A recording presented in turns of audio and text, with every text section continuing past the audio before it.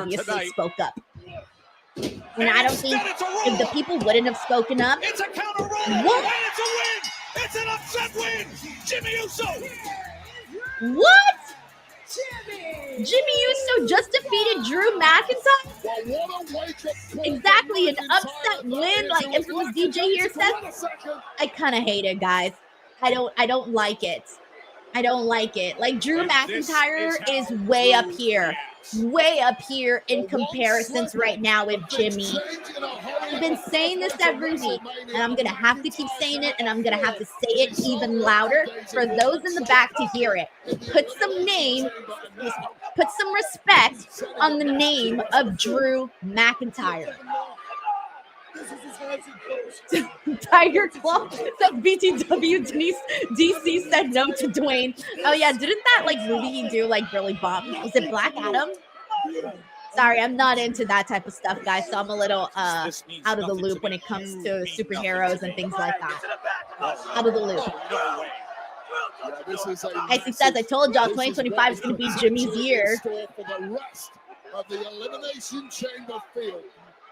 Jonathan here says, talk about an upset win. Jimmy's head up right near that post, and thankfully, Carolyn says, I feel like Drew needs to be booked strong, not losing like that. Carolyn, you and me are cut from the same cloth because that is exactly how I feel too.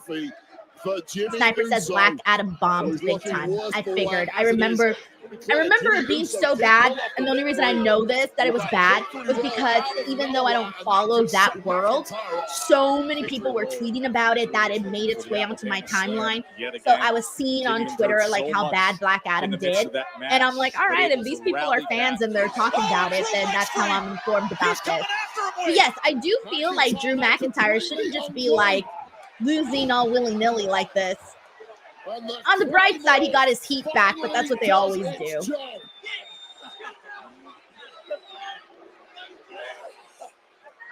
A week away from Elimination Chamber. When Drew McIntyre. Aaron Banks says, Denise, how's young Sheldon going for you? I love it. It's the thing I'm looking forward to most every day now. I watch young Sheldon right before I go to sleep every night. It is so cute, so funny, and I'm learning a lot from it. All right, so the match is now Braun Strowman and Damian Priest versus Solo Sikoa and Jacob Fatu. So they took out Cody Rhodes at the call of The Rock, and they took out Tama Tonga. Poor Tama Tonga. Tama Tonga just out here catching strays. Tama Tonga catching strays. Of course, the elimination. They were like, oh, Cody's out. The mathing, bro. You're out too. Came out during that triple threat, and things didn't go Poor the way Solo Tama Tonga. Bro had his boots laced already, was ready to go out there and have a damn match, and they're like, nah. Sorry, Tama Tonga. Not today. Not today, bro. That is so messed up. That's funny. That is so funny. Until things went wrong between Solo, Tonga, and Fatu. All right, let me catch up here on the super chats, by the way. Let me see, where am I at? Brandon Rosen here says it's also very likely that The Rock will just ramble like he did last two appearances, and at best announce that WrestleMania 42 is coming to New Orleans. Yeah, this is pretty much what I'm expecting. That was what happened on the NXT show. Oh, and it looks like The Rock. I'm assuming that's The Rock coming in. Because yeah, that's basically what happened at the NXT show. He just talked. Oh no, it's Solo Sikoa. I was about to say, I feel like, I don't know. I was thinking it was The Rock. Do you think we get a Solo Rock confrontation today? Oh, there's Tama Tonga and Fatu. Listen, what happened last week to Tama? That was an accident. Oh yeah, when he Samoan spiked them. Yeah, all good, Os. Oh, he ain't buying that shit. If it wasn't an accident, then you wouldn't be standing here right now. Good. I'm glad we're on the same page. Oh, sweetie, no, you're not. Tonight, they're gonna end you. I can feel it. Oh, whoa. Hold on, man. No disrespect. But me and Tama, we've been running these things on SmackDown for the past couple weeks. Yes. So tonight, Fatu has a backbone. I love it. Instead, y'all know what I mean? Okay, understood. See that right there, Jacob, is exactly why I love you.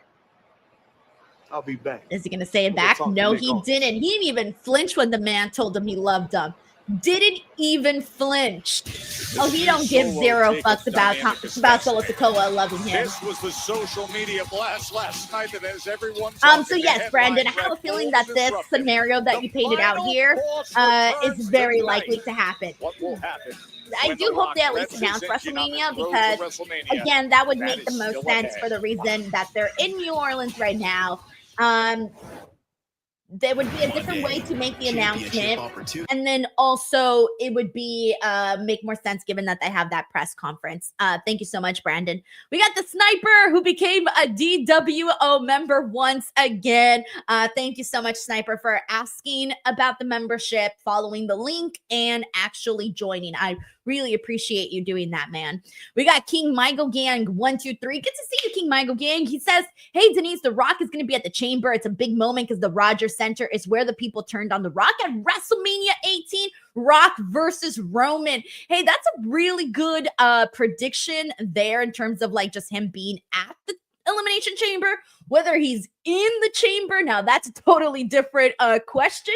He may just be at the Elimination Chamber, but if they did decide to do Rock versus Roman, I mean, they obviously got to get to it fast, but because we're getting closer and closer to WrestleMania. But I still think they could do it if they wanted to, because I think that they know that the interest is kind of down right now. It's funny because the interest, I feel, is a little low based on the matches that we have so far with Jey Uso and Gunther. That's already a match that we already seen. Charlotte Flair and Tiffany Stratton, I'm personally excited for it, but I don't think that's a big enough match for us to be like, oh yeah, that's worth the price of admission to WrestleMania. And this year, WWE has the most expensive tickets that they've ever done for WrestleMania. Those prices, guys, are insane. Insane. And in order, in my opinion, to charge those kinds of prices, you got to do a whole lot more, a whole lot bigger matches. And even then, I'd still contemplate whether or not I was going to spend $10K to go sit in the 100 section for WrestleMania. It's a lot of freaking money. So yeah, you're going to want to, get things a little bit more hyped up for people. So that's kind of where I'm at with all of that. But hey, that's what I'm thinking. Also, thank you so much, King Michael Gang 123 for the super chat. We got Bailey Darley here who says, if The Rock goes after Cody's title, I'll be angry as what's the point of the chamber match? What's the point of Rock coming now?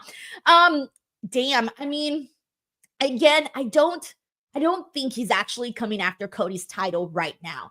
I have a feeling they're trolling us in the sense that they want us to think this. They want us to think that there's a possibility of Rock and Cody. They want us to think this so you can tune your ass into SmackDown and see what happens. But part of me is still feeling that we're going to go on the track as to whoever wins the Elimination Chamber gets their match with Cody.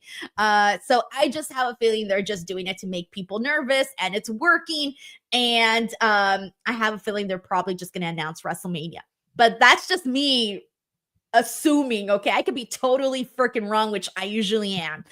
Bailey Darley, thank you so much for the super chat. We got Joey Abs here. Dang, thank you so much for the super chat. Also says, first time joining your watch along. Big fan. Hope to meet you and the rest of the crew at the Busted Open party in Vegas. First couple of rounds on me. Let's go, Joey.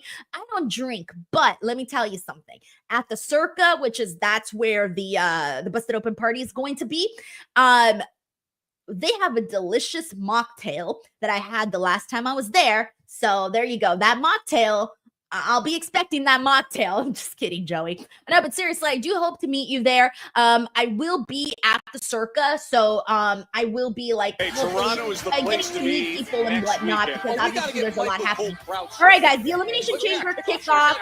Oh, that's the kickoff. Never mind. I thought they were announcing the press conference. Kickoff. Trish is going to be there. Tiffany Stratton, Cody, Liv, CM Punk, Roxanne, Drew, and Bailey. It's the Elimination All right, Chamber cool. kickoff live So yeah, I really do hope to meet you there, Joey. And please, if you see me, come say hello. If anyone sees me during WrestleMania or Elimination Chamber or any wrestling show, please come up and say hello. Thank you, Joey, for the super chat and for tuning in. We got David Primero, who says The Rock is this year's Vincent Kennedy McMahon. He makes everyone nervous when he shows up and changes everything last minute. Good thing Naomi versus Liv is still on tonight. David, I don't even know what to say because you're not wrong. Like, your super chat is not wrong. It actually feels pretty factual. David, thank you for the super chat. Thank you for the laugh. And I don't even see Naomi versus Liv being promoted on here. I didn't even see that match be promoted. So I'm not even too sure that was a thing. I didn't see that. The only women's match that I saw promoted for tonight was Tiffany Stratton versus Candice LeRae. So we'll see. Thank you so much, David. Also, thank you so much to Sheldon Jackson. He gifted 5 DWO memberships. As always, Sheldon, you the man. We got Cool Fool 1980. What's up, Cool Fool? He says, who will become a world champion first? Jacob Fatu, Dominic Mysterio, Penta, or Braun Breaker? I would say the top 2 options are Braun Breaker and Jacob Fatu. I would put Braun Breaker 1, Jacob Fatu 2. Don't tell my AI husband I said that.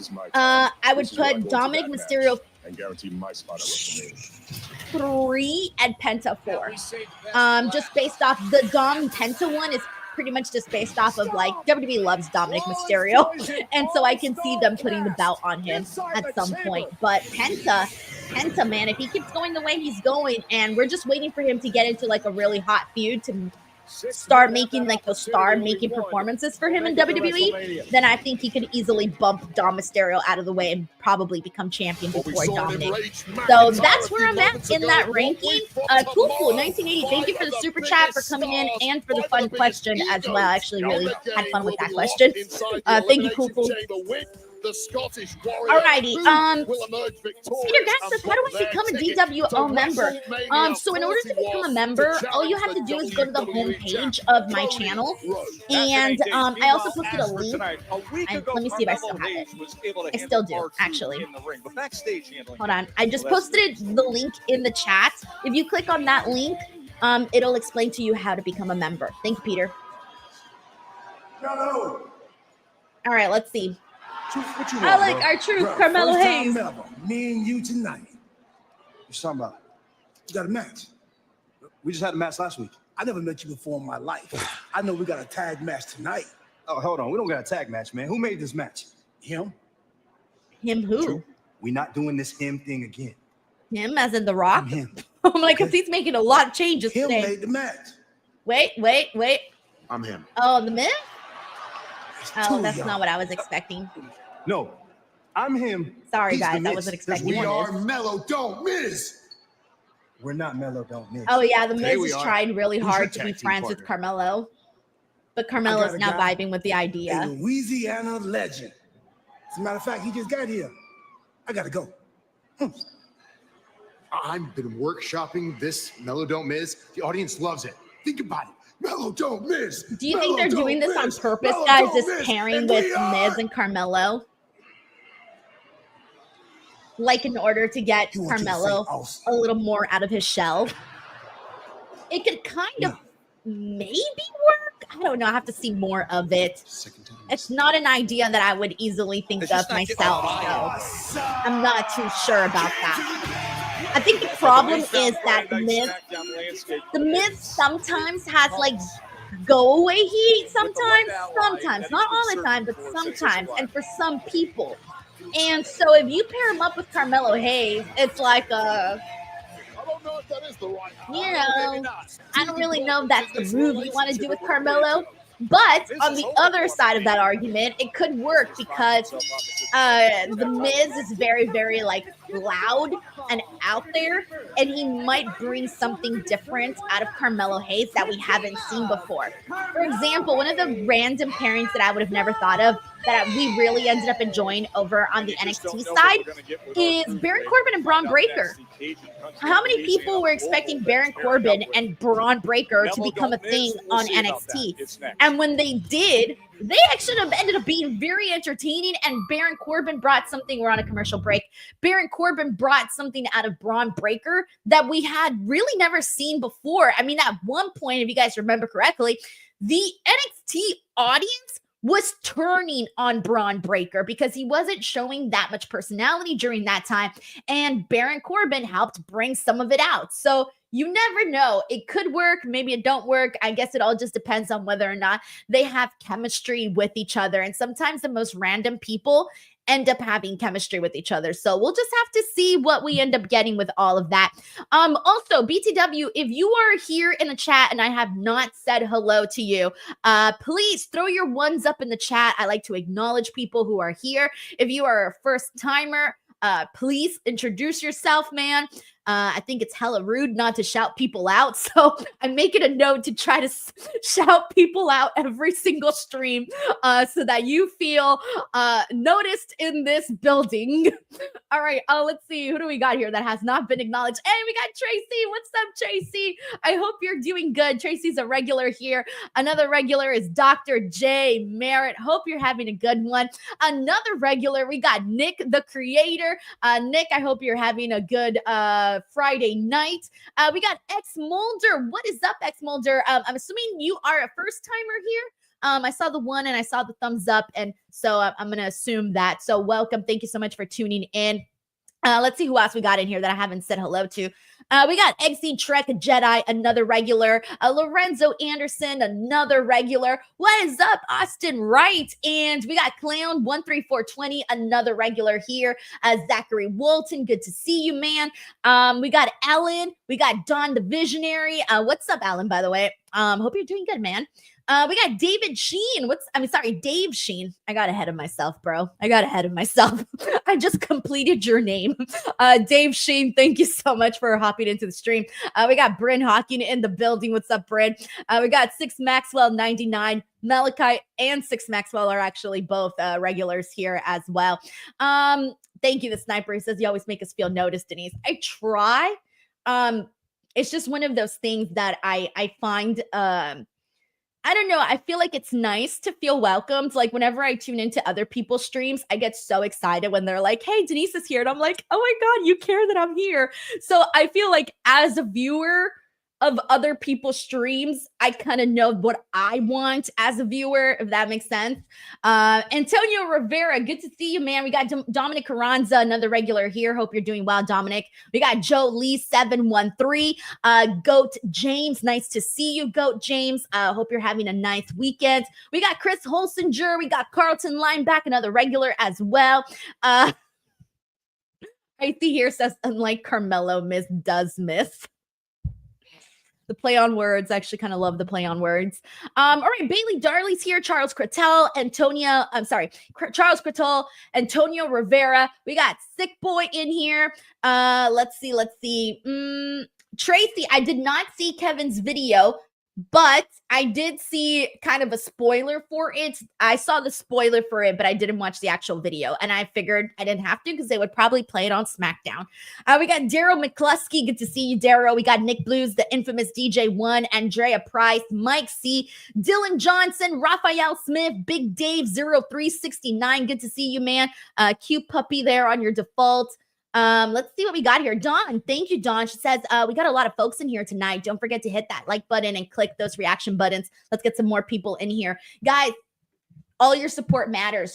Tuning in, hitting that like button, as well as subscribing to the channel is a huge help, especially if you are new here. And sometimes a lot of people don't even realize that they're not even subscribed. So if you're on here, you might think you're subscribed. Double check and make sure you are. Don, thank you so much, man. We got Arthur Thompson here, Nick Blues, Big T, ex-wrestling fan. Let's see. What else haven't I shouted out here? Jolie. John Charles O'Rourke. Sorry. It's like Mickey Rourke, right? I got to say the Mickey first before I say the Rourke. I can't You know, wait, say it with this is a another name in front. sensational news show. LFD, I gotta say Mickey episode Rourke to 2 pronounce underway it. on TNT John Charles Sunday O'Rourke. at 8 p.m. You see, heard I struggle Bully without Ray saying there, Mickey but the first. access that you get with We got Miss prospects on the way up, WWE Girl all too, competing who's for a regular NXT now. contracts. Honestly, I've been seeing Miss WWE Girl come in Comes your way a whole Sunday lot at to the 8 stream. p.m. Infamous DJ1. We got Kanisha Bell. My Good to whole see you. life. And let me shut up. People have Selena taken one look at cutting a me, promo. What she says. She doesn't get vignettes often, by and the they way. try to So define me. She's too small to make it. She's too small to beat me. she is She's very too tiny, small though. to be She's champion. even shorter than me. My size has never stopped me before. It's never stopped me from becoming tag team champion, or my personal favorite, the history-making first time ever Queen of the Ring. That's me. When it gets the criticism, I ain't listen, let me mix it. I was optimistic, only focus was the bigger picture. And make no mistake about it, I've never had it easy. I had to scratch and claw to get anything around here. But this is a fresh start. Because I have something to prove. Oh, I was wondering what she was going to say, because I'm like, I was wondering if she was going to give any My indication. dreams are a lot bigger than your measuring stick. It ain't over until Zelina Vega says it's over. I was wondering if she was going to like indicate any sort of partnership or collaboration with somebody, because as we all know, her hubs is most likely incoming to WWE soon. And a lot of people have wondered if they're going to like, you know, maybe be paired up or something. It could be a thing that they do. So I was wondering if she was going to give any hints on that, but it doesn't seem like it. So they might still, when he comes back, he might still continue his own route, and she might continue her own route. So we'll see. What's up, Meow? Is Cutie Pie? Good to see you. We got Robert McManus in the building. Nice to see you again. Who haven't I acknowledged yet? Goat James. What's up, Goat James? We got X Unpopular.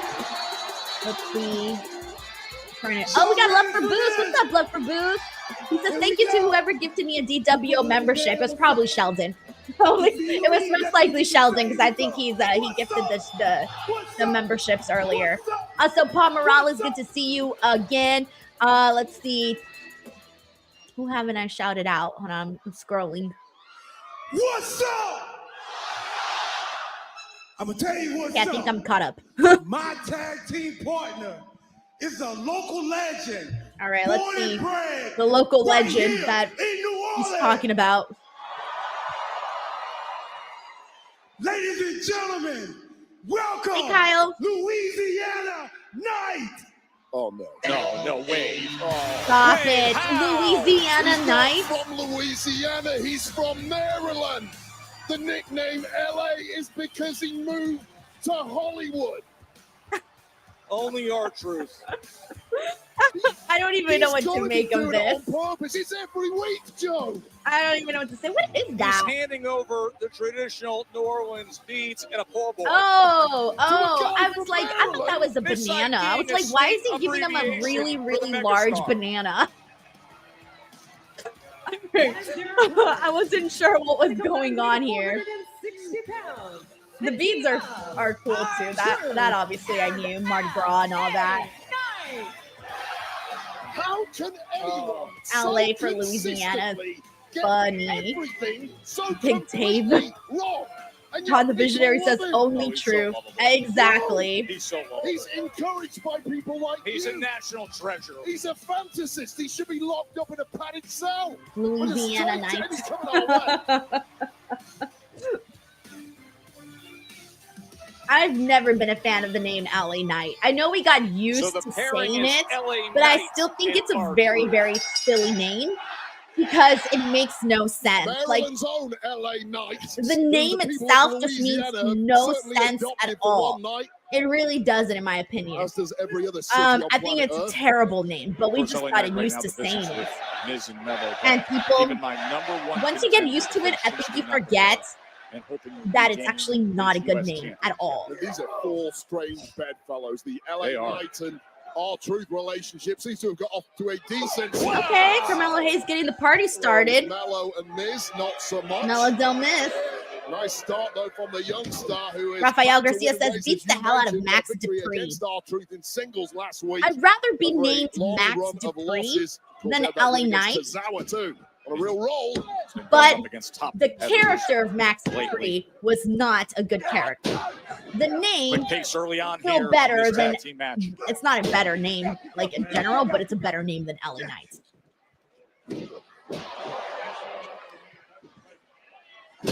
Well, it's Chris rare Olsen to says, I'm see still getting somebody used to Ricky Saints. outmaneuvering Yeah, that's going to take a Carmelo while. It's going to take a lot longer than, since Tuesday. Hayes. Who was doing the Since pin, though, Jimmy? Tuesday. Nick the Creator says, but it's a lot easier to chant LA Knight. Yeah, it is easier to chant LA Knight than Max Dupree. Long career for R-Truth.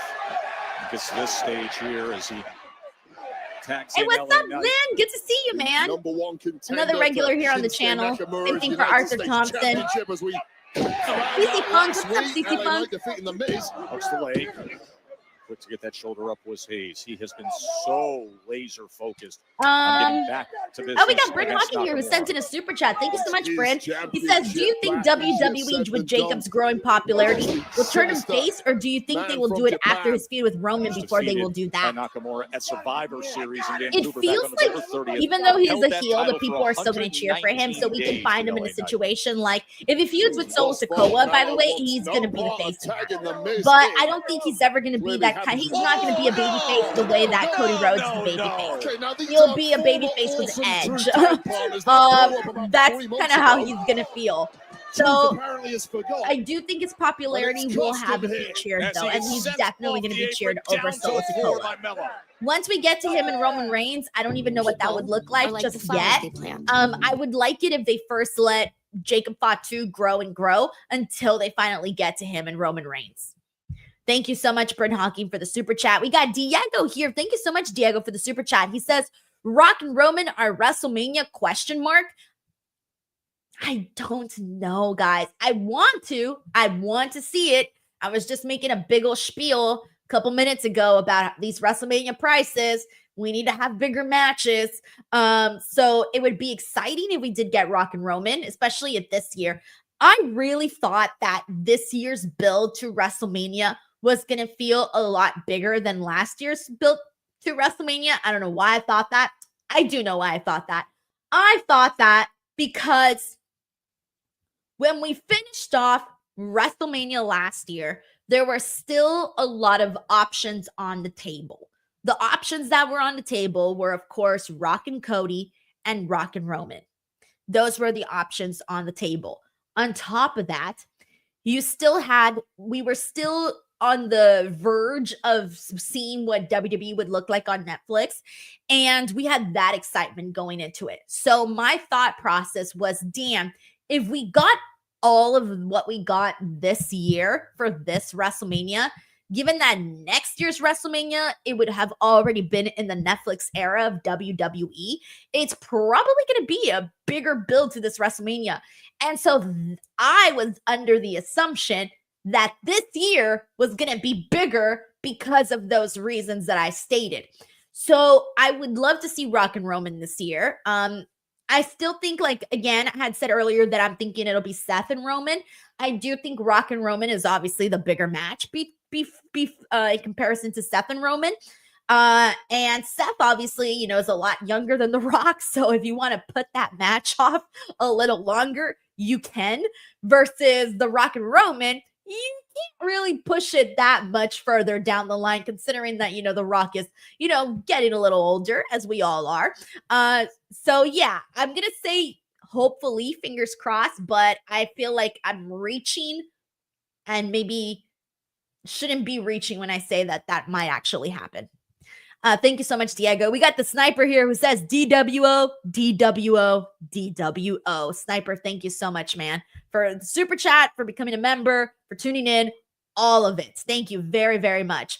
All right, let me see what else we have here with what everyone is saying. What's up, Iman Lopez? Thank you so much for tuning into the stream, by the way. He says they need to sell the WrestleMania 41 tickets. That could be possible. I wonder how they're doing now. I haven't checked to see what that looks like in terms of like how many tickets have been sold. It's just those prices, guys. They are so like sky high. Actually, let me look at that right now, see what the availability looks like for a WrestleMania based off of what Ticketmaster shows on these charts. 1 second. Oh, there's still a lot of tickets available. Let me put the volume Down up. on the same card that Carmelo Hayes defeated. There's definitely a lot of tickets available still. Opposite each other. Well, thus far, things Like have a gone good incredibly chunk. well Not for too many, Carmelo but a Hayes good and chunk The of Miz. tickets still available. They're pretty much, they're very, very scattered is what And it then is. Carmelo gives a little Like if you something look to at LA the Knight. map, the tickets are very, very scattered, but there's still Simply several tickets that impossible need to be write sold. off our But truth not as much so as he's much that like the clown and stadium would Joker look at empty. times. You know what I'm This saying? guy's the real deal. Oh, once just the a bell good rings. chunk of tickets And left. that But again, suplex it's stunner very, to very hard to Carmelo justify Hayes these has prices sent because, a message for example, loud and clear let's to say, Mello Don't Miss that this is the real deal and it's time to focus. Can our let's truth say I want to the get tag tickets to LA Knight? Desperate in to get the, it. let's be reasonable here. And Let's say here I want to get comes the tickets megastar. in the like 144 Number section, for one example. contender All right, to the US it's the Championship. third level up, right above from the floor. It's reasonable, right? I can get tickets there, but let me check the prices and see if I can get tickets there. I cannot. Let's say I won one freaking ticket. Whatever, it makes me buy two. Look at every inch the Let me press buy now. machine. Let me see what Is this the would come up to. Look at this Oh wait, output. it doesn't even want to show me the LA price. Knight. It wants me to log in first. Kick out at 2. Well, this is LA Well, Knight whatever. finding It's a $1,600 for two knowing that he tickets. has a championship And that's not opportunity for the including United taxes. States title in his So, future. and Now that's is the time to $1,600 hit each, top by the way, gear. not together. Hit Miz in the jaw So right yeah, now. I'm Why not? sorry, but these tickets are just too damn He has been on a expensive run lately. for me to say, Fifth straight hey, let's make SmackDown, this we've seen happen. him in action. As you mentioned, coming off a Section victory against this man right 303. here. The Miz who lands Okay, on his very, feet, very blind top, tag. 300 level. As Makes Mello you buy is two the legal tickets. man. It's $2,000. And again, does not show what the price would be Wiggle out of with whatever the taxes attempted maneuver because that I'm too was. afraid Straight to to the click cover. next. I Really don't want them not to like seeing the accidentally tag was charge me. LA Knight. Mello does Watch not them need just a like second bypass me opportunity to inputting my credit card. capitalize I on some have my confusion. shit on file, so they probably would always be like, welcomes "Oh, this kind of auto opportunity. charge." Although I know they don't do it like that. You Looking still for gotta first like input your 48, not information and shit. finding it. But out of fear, I ain't about to click next, bro.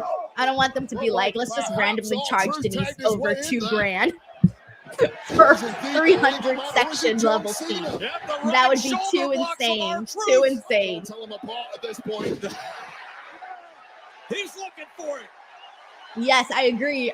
Infamous DJ when he says price gouging is gross. Across the board, it is gross. People do it with just about anything nowadays. It's so annoying. Shuffle. Will be a little glimpse of what we're going to see 1 week from tomorrow at the Elimination Chamber with the real John Cena, that is. Time to not AA now. Can't get the attitude adjustment. This definitely feels like one of those But still with random plenty of house show Old matches. school R-Truth right there connecting Like this to isn't a Carmelo SmackDown Hayes. match. This is a house show match. Spidey Dude says, "You about to give me the heart attack with those prices." For reals. For reals. It's wild. Carlton. Let's see. Oh, what's up, Real McCarthy says, "Hey, Denise, first time getting to tune in live. Hope you're having a great day. Thank you so much for tuning in. It's very exciting that we got a lot of new people tuning in. Of course, it's due to The Rock, so thank you very much. I think I'm gonna have to write The Rock a thank you letter. Oh, there's Shinsuke. He just attacked LA Knight.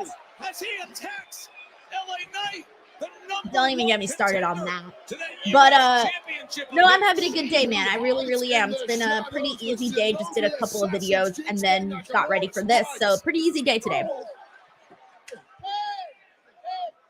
We got Matt Herman here who says the downside of WWE's increased popularity is the increased prices for all shows. I had floor seats for Mania in 2016 for $250 each. Those same seats are now $2,000 each, priced out. 1,000%, man. I have gone Carmelo and The Miz won. The Miz got the win for his team. But mind you, Shinsuke Nakamura attacked LA Knight. I have gone to multiple WrestleManias, like before I was media, and would pay for my seats and stuff. And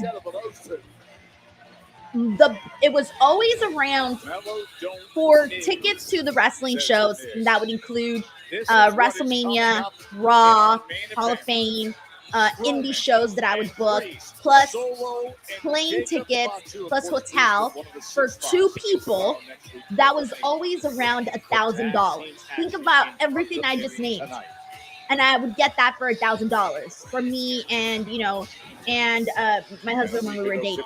$1,000 for both of us together, combined. Those were the prices we were looking at before. Now, if we try doing that, there ain't no way we'd be only be spending $1,000. Like, these ticket prices are ridiculous, man. And I feel like it's messed up, man. I really, really do. I don't think prices should be anywhere near that high. I think it's not. I don't think it's cool because your average family cannot go to a show like that. When your tickets at the upper seating level cost more than your rent, more than rent in Los Angeles. Let me rephrase that.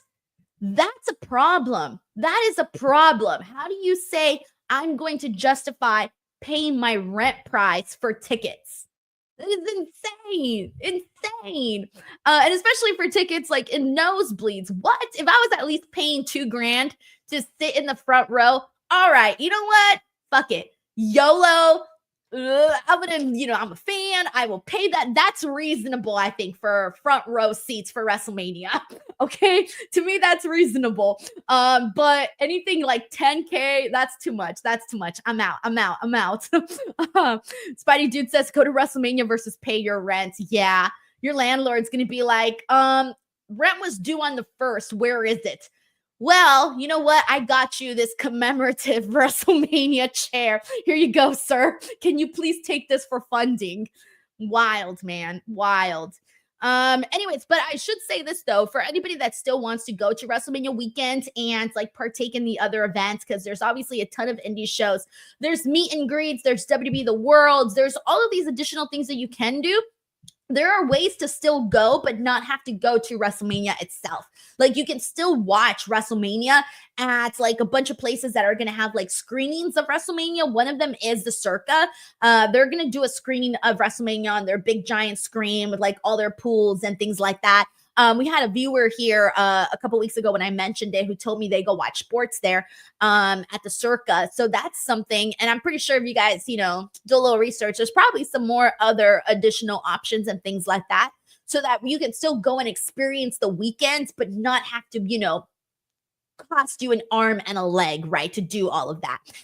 Especially because, obviously there's people traveling also from out of town. It's just a lot. It's a lot. All right. Let me see what we got here. Let me catch up here on these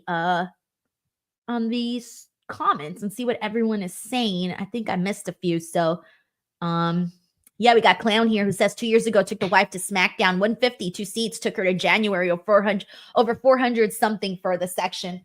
Yeah, it's very, very, very, very unfortunate. Like they're charging us for everything. Let's see. Big Dave says prices are up for sure, saving now for WrestleMania. Since Doctor says so pricey now, it sucks. Yeah, which that's why I don't mind watching at home. Honestly, I really, really don't mind it. I don't mind watching at home.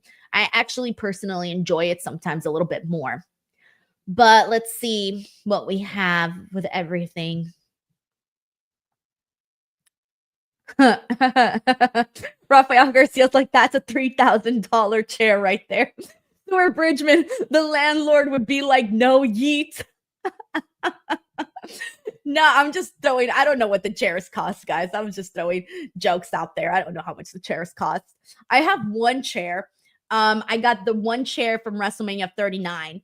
But that one, I kind of got lucky because that year, this was very cool. They had media sitting like, so for WrestleMania 39, they did something completely different. News Coming your way in Vegas, Iron Mike Tyson. Oh, Mike Tyson's going to be at the WWE World on Sunday, um, April 20th. WWE World doing a meet and Superstar greet, lineup I is imagine. growing.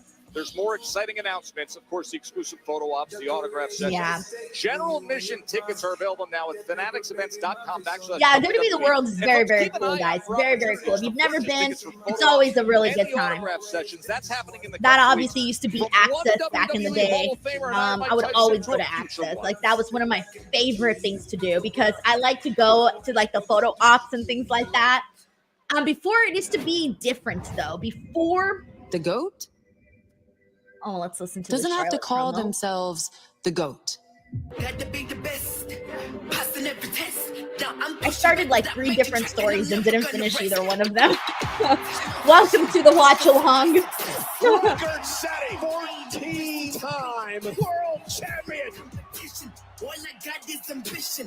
Queen of my reflection, I'm ruling in this position. Now, I have crafted a legacy that no one, I mean no one, can touch. No stopping me, I'm unbreakable. Know that I am capable. Come and go, magical. Too much winds, unbearable. And I'm back.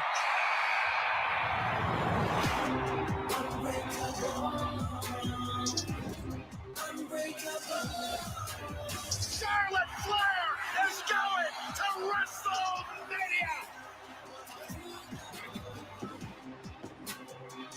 Tiffy. Yes, for those of you asking, Carlton, he says they got rid of Access. Access is WWE World now. You. Correct. That used to be Access back in the day. I'll see you at WrestleMania.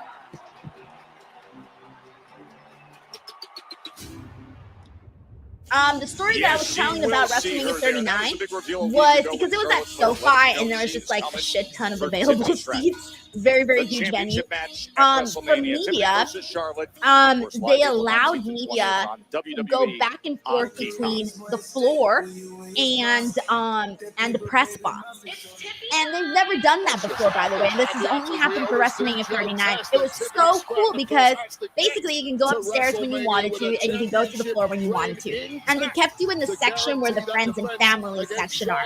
So if you guys go back and you watch WrestleMania 39, opposite where the hard cam's at, obviously not the side that you see the fans, but where the hard cam is at, that area, those first like 20, 30 rows that you saw was family, friends, celebrities, and media members and things like that.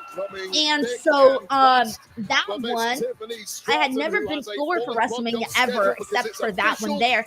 And after the show, because so many celebrities, like they'll go, and like family, like they'll go, but they'll only be there for like a match or 2, and then they leave. So it was a lot of people coming and going, and you would see like 10 different people in one seat, right? And so afterwards, the security guards were left with a bunch of chairs. There was a bunch of the commemorative chairs that weren't taken. So they were like, oh, do you guys want them? And I was like, am I allowed? And he's like, yeah, like, here you go. Like, no one is taking this chair. So they started giving out the commemorative chairs to pretty much anybody who was in the vicinity. And I happened to be in the vicinity, and that's how I got my commemorative chair. So I have the Roman Cody Rhodes WrestleMania 39 chair. It's just chilling in the back somewhere. Every now and then I'll bring it out and use it. I know. But let's see what Tiffany says. You know it, you know it, and you know it. Ever since I won this title, everybody's just been so obsessed with me. And last week, I had Nia Jax beat. Her outfit is giving me Christmas vibes. Decided to interfere with the red bows and plaid. And at Elimination Chamber, Trish Stratus and I are going to make sure the unstoppable force comes to a definitive end.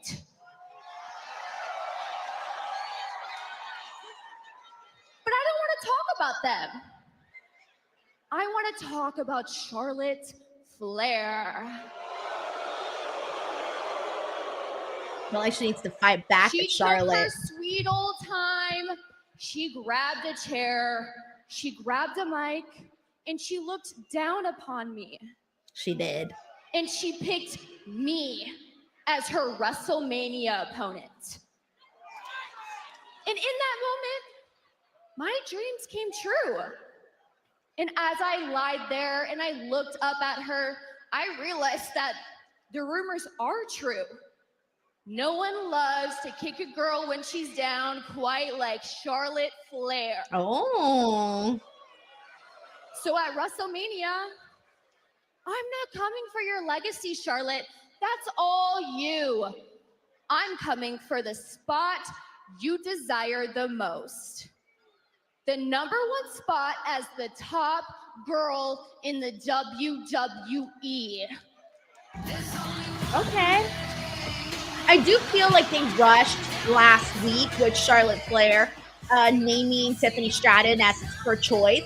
I feel like they rushed it because the week before that, Charlotte was basically telling her, you're going to have to beg me. You're going to have to do all these things. And let's see if I pick you. And then the following week, she just did. This is really cute. Like, it's really cute that you actually think you're going to beat me last week. Don't you think it was cute, Candace? It's so cute. And you know what? You wouldn't even be standing there right now if it wasn't for your little mentor, Trish Stratus. Exactly. It's even cuter that you're Candace out is a here good addressing mean Charlotte girl, by the Flair way. when you won't She even has see successfully WrestleMania. gotten under my skin as a bad Because girl. after Candace and I destroy you at Elimination Chamber, I'm coming back for my WWE Women's Championship.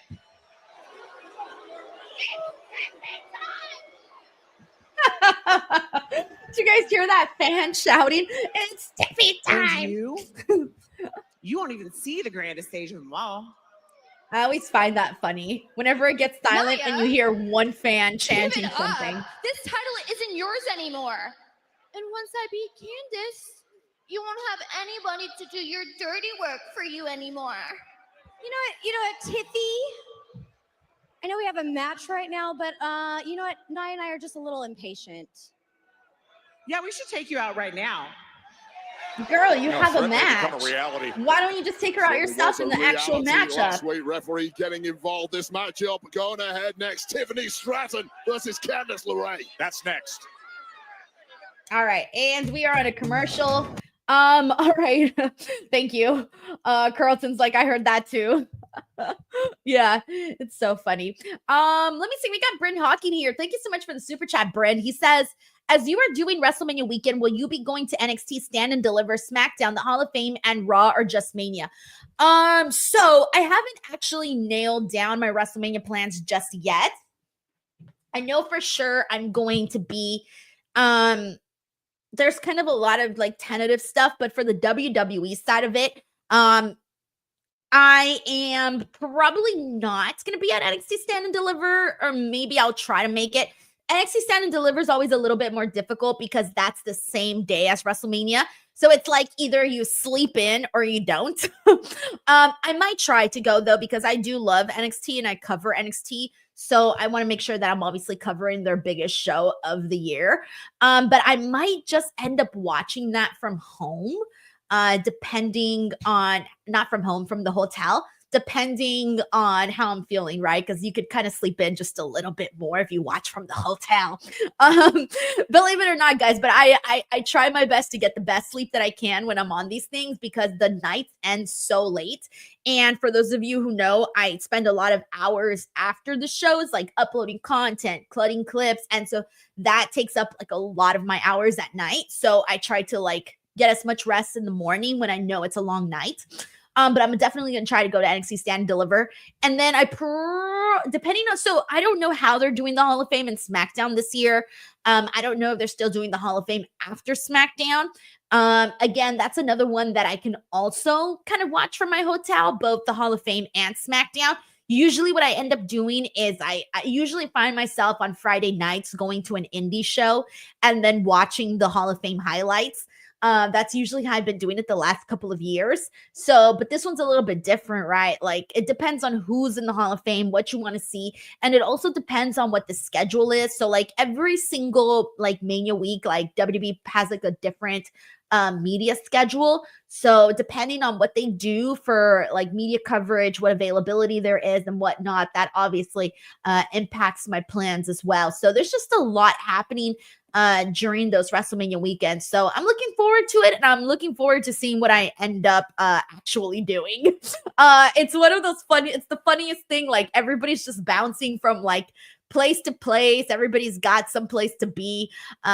So yeah, it's gonna be fun. It's gonna be fun. Thank you so much, Brent, for sending in the super chat and for asking. All right. Let me see. Jonathan, no, actually, I will not be at Raw after Mania. I'm already set to come home. I'm gonna come home Monday morning.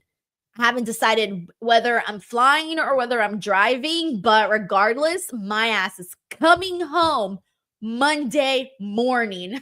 Because I do not want to, I cannot do Vegas for that many days, guys. Vegas is very exhausting.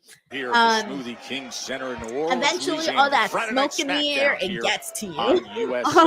Like Vegas is so fun the first day. You're like, yeah, I just got to Vegas. I'm here. I'm feeling good. Let's party. I'm young. Woo.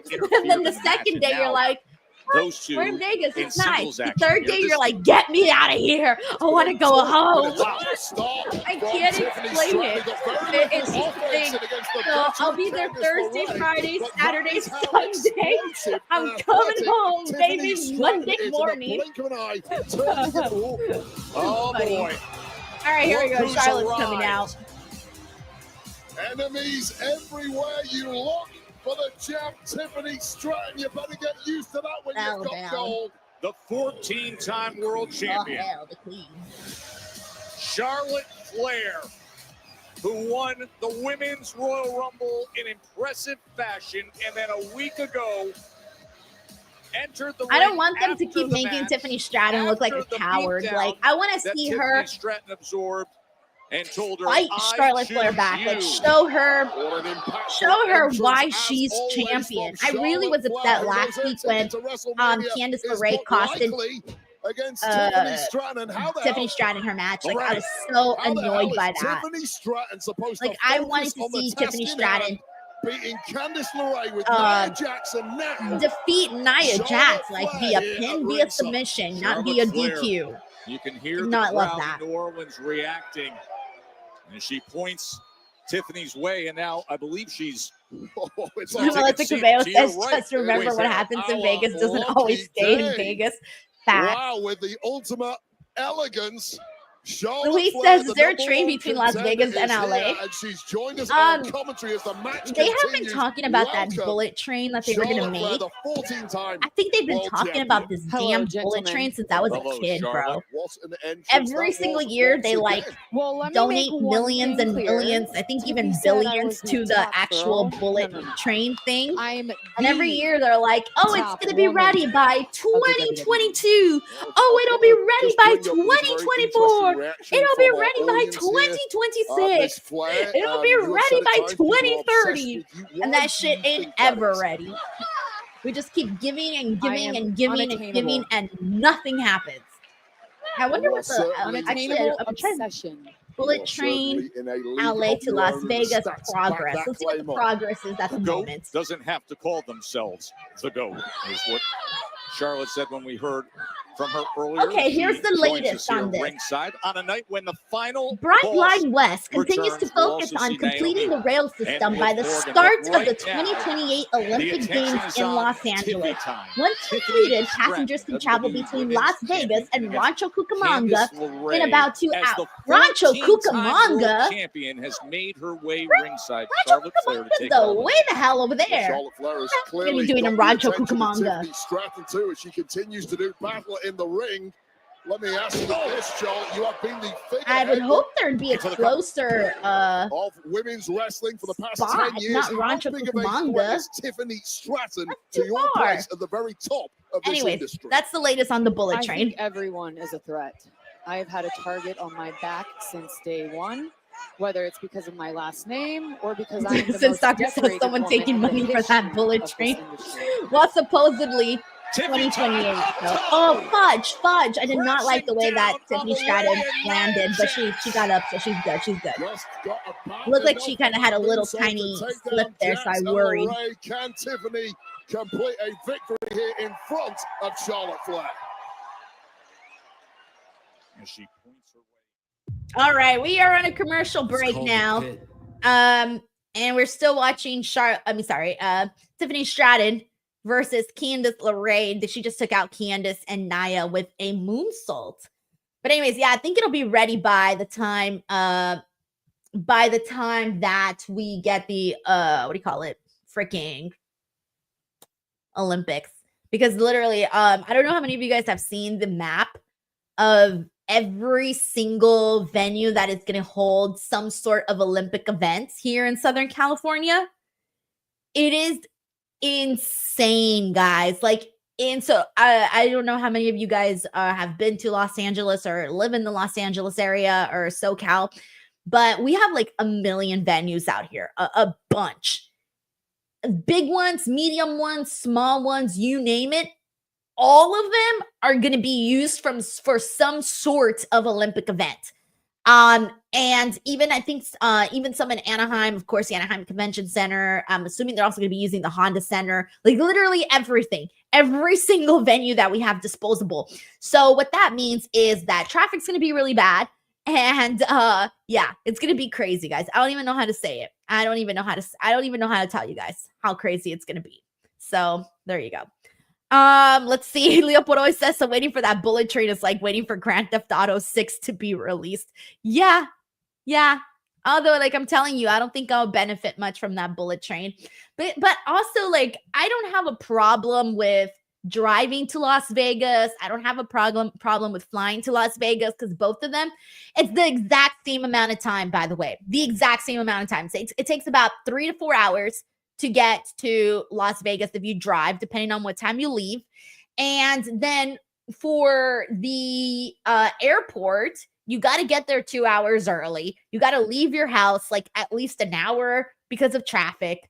And then on top of that, then the actual 45 minutes, it pretty much equals the exact same time, whether you fly or drive. So, you know, it is what it is. Melissa Cabello says, are you going to any Olympics events? I'm going to try for sure. I will definitely be making an attempt. Mike Zapata says, who's your co-host for tomorrow for Busted Open, Denise? I believe it's Mark. I think it's Mark. He's in the group chat for that. So it looks like it's Mark. Yeah, Mark just commented on the group chat. So it's definitely him. So hope that helps. Hope that helps. All right. Let me catch up with everything here. Anyways, if you're new here, if you're here for the first time, please take part in the chat, everybody. I'm always reading comments, shouting people out. So if you want to make sure you feel included, do not be shy. Do not be shy. I don't want you guys to be all like, you know, feeling left out or something, because that's just rude. So come in here and say hello. We got Smackdown back on. We got Janur here who says, I grew up in San Francisco Bay Area and hated going to SoCal. Oh man, did you drive or did you fly? Let me know. It's been a couple of years since I've gone to San Francisco.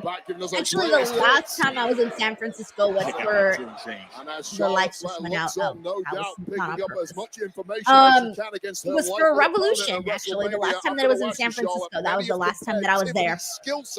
Hey, what's up, Chad? Good to see you. What's up to say John PH04? We got Tim Biotti. Yes, what is I up, think Team he Tim? is athletic, We got who haven't I said no. hello to, by the way? Moves? No, there are no moves. She copied one move. Dylan, did I say hello already? That one I don't remember if I did. Did I? I'm trying to remember if I did or if I didn't. Hey, Courtney. Good to see you, Courtney. Johnny T. I would love to see the gymnastics people, gymnasts for the Olympics. That would be insane. Finding out in Las Vegas. Diener says rhymes with greener. Okay, Diener rhymes with greener. Drove and flew. Didn't like either. I get it. Look at the drive, depending on which road you take to San Francisco, like from LA up. It's just a bunch of cows. Unless you Well, take like Tiffany PCH, Stratton which went I for broke actually with don't that think I've ever taken PCH. massive swanton all the from way the up. top. Has I paid think the I took price the with the miss. You have 5, to admire the and it was just a durability bunch of Stratton thus cows. far, though. Like that's all it is. Misses Just as cows. Tiffany Stratton's able to get out of the way. And that really It's so has funny been the because, like, modus California operandum is of so Tiffany huge, Stratton right? from the beginning. But now in the drop zone, Candice LeRae you got so pulled much out of happening danger up at the top, by Nia like the very Jax, tippy the top of former California, the most WWE northern Women's points. Champion, and this one Are is like the most breaking beautiful, down. Stratton just a step naturesque ahead. places that you will ever see.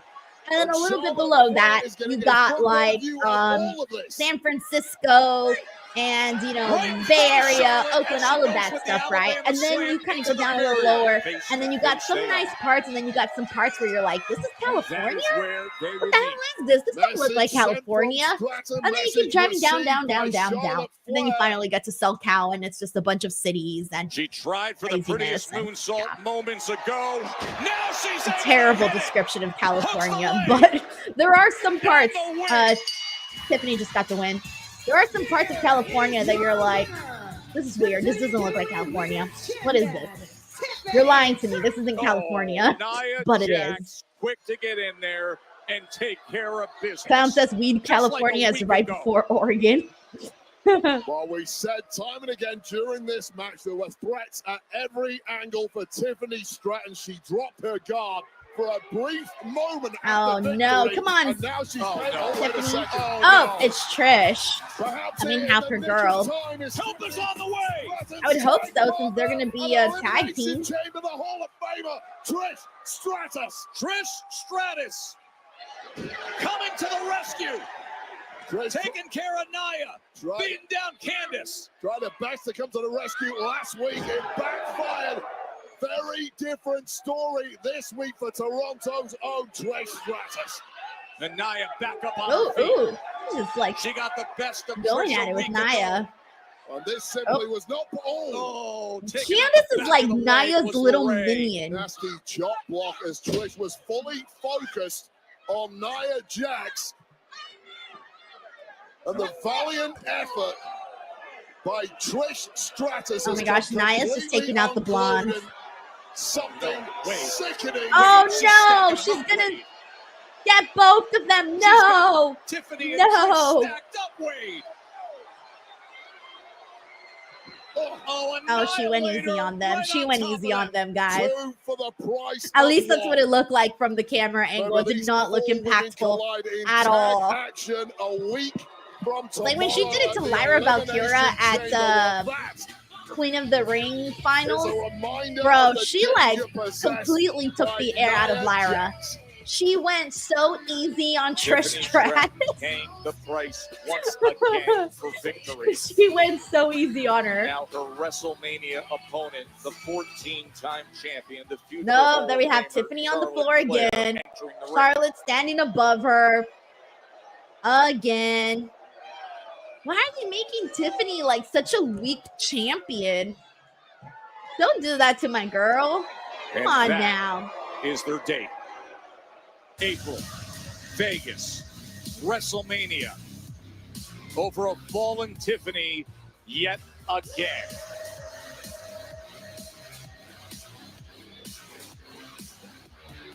Damn, she's picking her dust onto Tiffany. All right, there's Cody. Cody, how you doing, man? Damian Priest. Awesome. Hey, what's up with your boy Rock? Why is he here? Look at what time of year it is. Your guess is as good as mine. I'm sure it'll be eventful. Congratulations, by the way. Congrats. Getting into the Elimination Chamber. Oh, okay. Congrats. Thank you. You know what's wild is that last year's WrestleMania, me and you, we both walked out world champions. Sucks this year, it can only be one. Now, I'm man enough and I respect you enough to tell you to your face, after Chamber, coming for your title. I wouldn't have it any other way. I thought we already knew that. Didn't everyone know that already? That whoever wins the Elimination Chambers going after Cody? Look, man. All right, there's Braun. Congratulations on winning last week. Qualified for Elimination Chamber. You know I had Jacob dead to rights, man. If it wasn't for Solo, Elimination Chamber look a whole lot different next week. Yo, relax. Take it easy. You're starting to sound like McIntyre with the excuses. You know what I mean? Look, I beat you to the punch. Why is Drew always catching Honestly, strays? man, honestly. Fair enough. But that was last week. This week, tonight, Solo, Jacob, two of the baddest men in the company. We handling business or what? We're handling business. The only thing I care about tonight is getting my hand on those two. You will.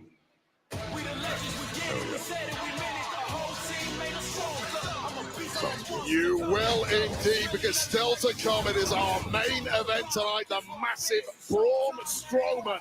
And the I still can't believe they kicked Tama Tonga out. That's been my favorite part of SmackDown. My favorite part of the whole show has been poor Tama Tonga getting kicked out of the six-man tag. Cannot wait for that. Plus, Savage. He's the biggest star in the world. Yeah, they're He's definitely the man waiting for with a Rock. plan. They're going to save Rock And till the that final has already segment of the altered show, Cody I Rhodes' think. plans tonight. Because What will The Rock I think they're have trying to get people say? to like stick It's around for the full final 3 boss hours. returning to SmackDown. That is coming up in moments. Oh, he said moments, but they always lie when they say that. They always just lie to us. All right, let me see what we got here. We got Spidey Dude who says, poor dude can't catch a break. I know. Frederick Coates says, Denise, did I miss The Rock? No, you did not, my friend. It's gonna be a while until The Rock comes out. I imagine he'll be closing the show. I think they're trying to get us to stick around for the entire thing. So yeah, that's what I think. Let's see what else we got here. Everybody come on in, join the chat, all of that good stuff. What's up, Zachary Spilkoman? Did I read that right? He says, yay! Good stuff, man. We got David Primero. David, thank you so much for the super chat, man. He says, every time I see Charlotte, I get nervous as she is like a walking money in the bank. Always appear next to the champion when they're down. Yeah, I feel like so far, all of my predictions for how they were going to run this Tiffany Stratton feud have been so wrong. When I was expecting her to be a full-on babyface the second that she won the title, and I was wrong. I was expecting for them to take a little longer with Charlotte and with Charlotte picking Tiffany Stratton. I thought Tiffany Stratton was basically going to, like, I don't want to say earn, but build herself up to be so convincing and so strong as a champion. Like, try to find some sort of way to, like, win over Charlotte over Rhea, right? Where she would convince Charlotte, like, I'm the one you pick over Rhea Ripley. But then that didn't really happen either. Again, Charlotte just went from, you have to beg me to pick you, to all of a sudden I'm picking you. And we don't really understand, like, what changed. I really wish that they would have had Tiffany Stratton win in that match against Nia Jax. I really, really hated that. It's been a week. I've slept on it, and I still hate it. So there's been a lot of little things that I don't know if I'm nitpicking or what, but there are a lot of things that I wished would have been done differently with Tiffany Stratton, just because I think she is such a special champion, and I think she can have a special run. And I have this vision of what her run could look like. And for the longest time, we obviously knew it was going to be Charlotte and Tiffany. We kind of knew that already, even heading in before the Royal Rumble. And instantly, I'm like, I was feeling very, very confident that Tiffany Stratton was going to defeat Charlotte. And everybody was like, Denise, you're being naive. You know, Charlotte's going to defeat Tiffany. And I keep telling everybody, you know what? I'm glass half full. I'm being optimistic here about this. But I can tell you, I think I'm starting to, like, worry a little bit. You know, like, I went into this so confident, thinking like, yeah, Tiffany Stratton, man, she's going to do this. She's going to do that. They're going to have her do this and that, and she's going to defeat Charlotte. I'm starting to wonder if I still feel as strongly, in my opinion, than I did a couple of weeks ago. And I don't like that. I don't like that at all. Because, again, I have this vision of what Tiffany Stratton can be and what she can do. And if they had her defeat Charlotte at WrestleMania, oh my God, it would just be like a feel-good moment for Tiffany. But I also want them to like keep her strong on her way there. And maybe that's giving her too much. I don't know, but I don't see what the problem with that is. Yeah, that's where I'm at right now, guys. David Primero, I hope I answered your question. Thank you so much for the super chat. Saeed then super says it's future Andre the Giant winner Damian Priest. Oh, that would suck. If you went from like winning the championship at WrestleMania to just being like an Andre the Giant winner on either the pre-show or the SmackDown right before WrestleMania, that would be a step down. I feel like we got to find somebody else to get that Andre the Giant Memorial Battle Royal win. Thank you so much, Saeed, for the super chat, though. Appreciate you, man. All right, let's see what everyone's saying. We got Zachary here who says, I would love a long program that would get Tiffany over, but I don't know if she's ready to be atop the mountain. Charlotte needs to really heal it up more. I don't feel like she has enough heat on her. I feel like Charlotte has been doing a great job being a heel, like the way that she's been treating Tiffany Stratton, but I definitely want to see Tiffany Stratton fight back for sure. Thank you, Zachary. We got Bryn Hawking who says, Charlotte doesn't need the title. She needs to help put over Tiffany. That was my original assumption, but I'm starting to panic about that. We got Denier here who says, Charlotte is going to get a ton of money to put Tiffany over. I mean, I think she's already making good money. I would imagine she is, so we'll see. All right, team. We got Paul Morales who says, we don't know who's the heel or who's the babyface in that match, but we have 8 weeks until we get to Mania. She's 1,000% the babyface in this matchup, even though she was still a heel. She was a heel. I think last week's SmackDown told us that Tiffany Stratton is a babyface, and this week she still sort of feels like a babyface. She doesn't feel like a heel totally. And I had said last week, like, let's see how they present her in the next few weeks, because there was again, when I thought she was going to be a babyface, I was wrong. And then they had her be heel still.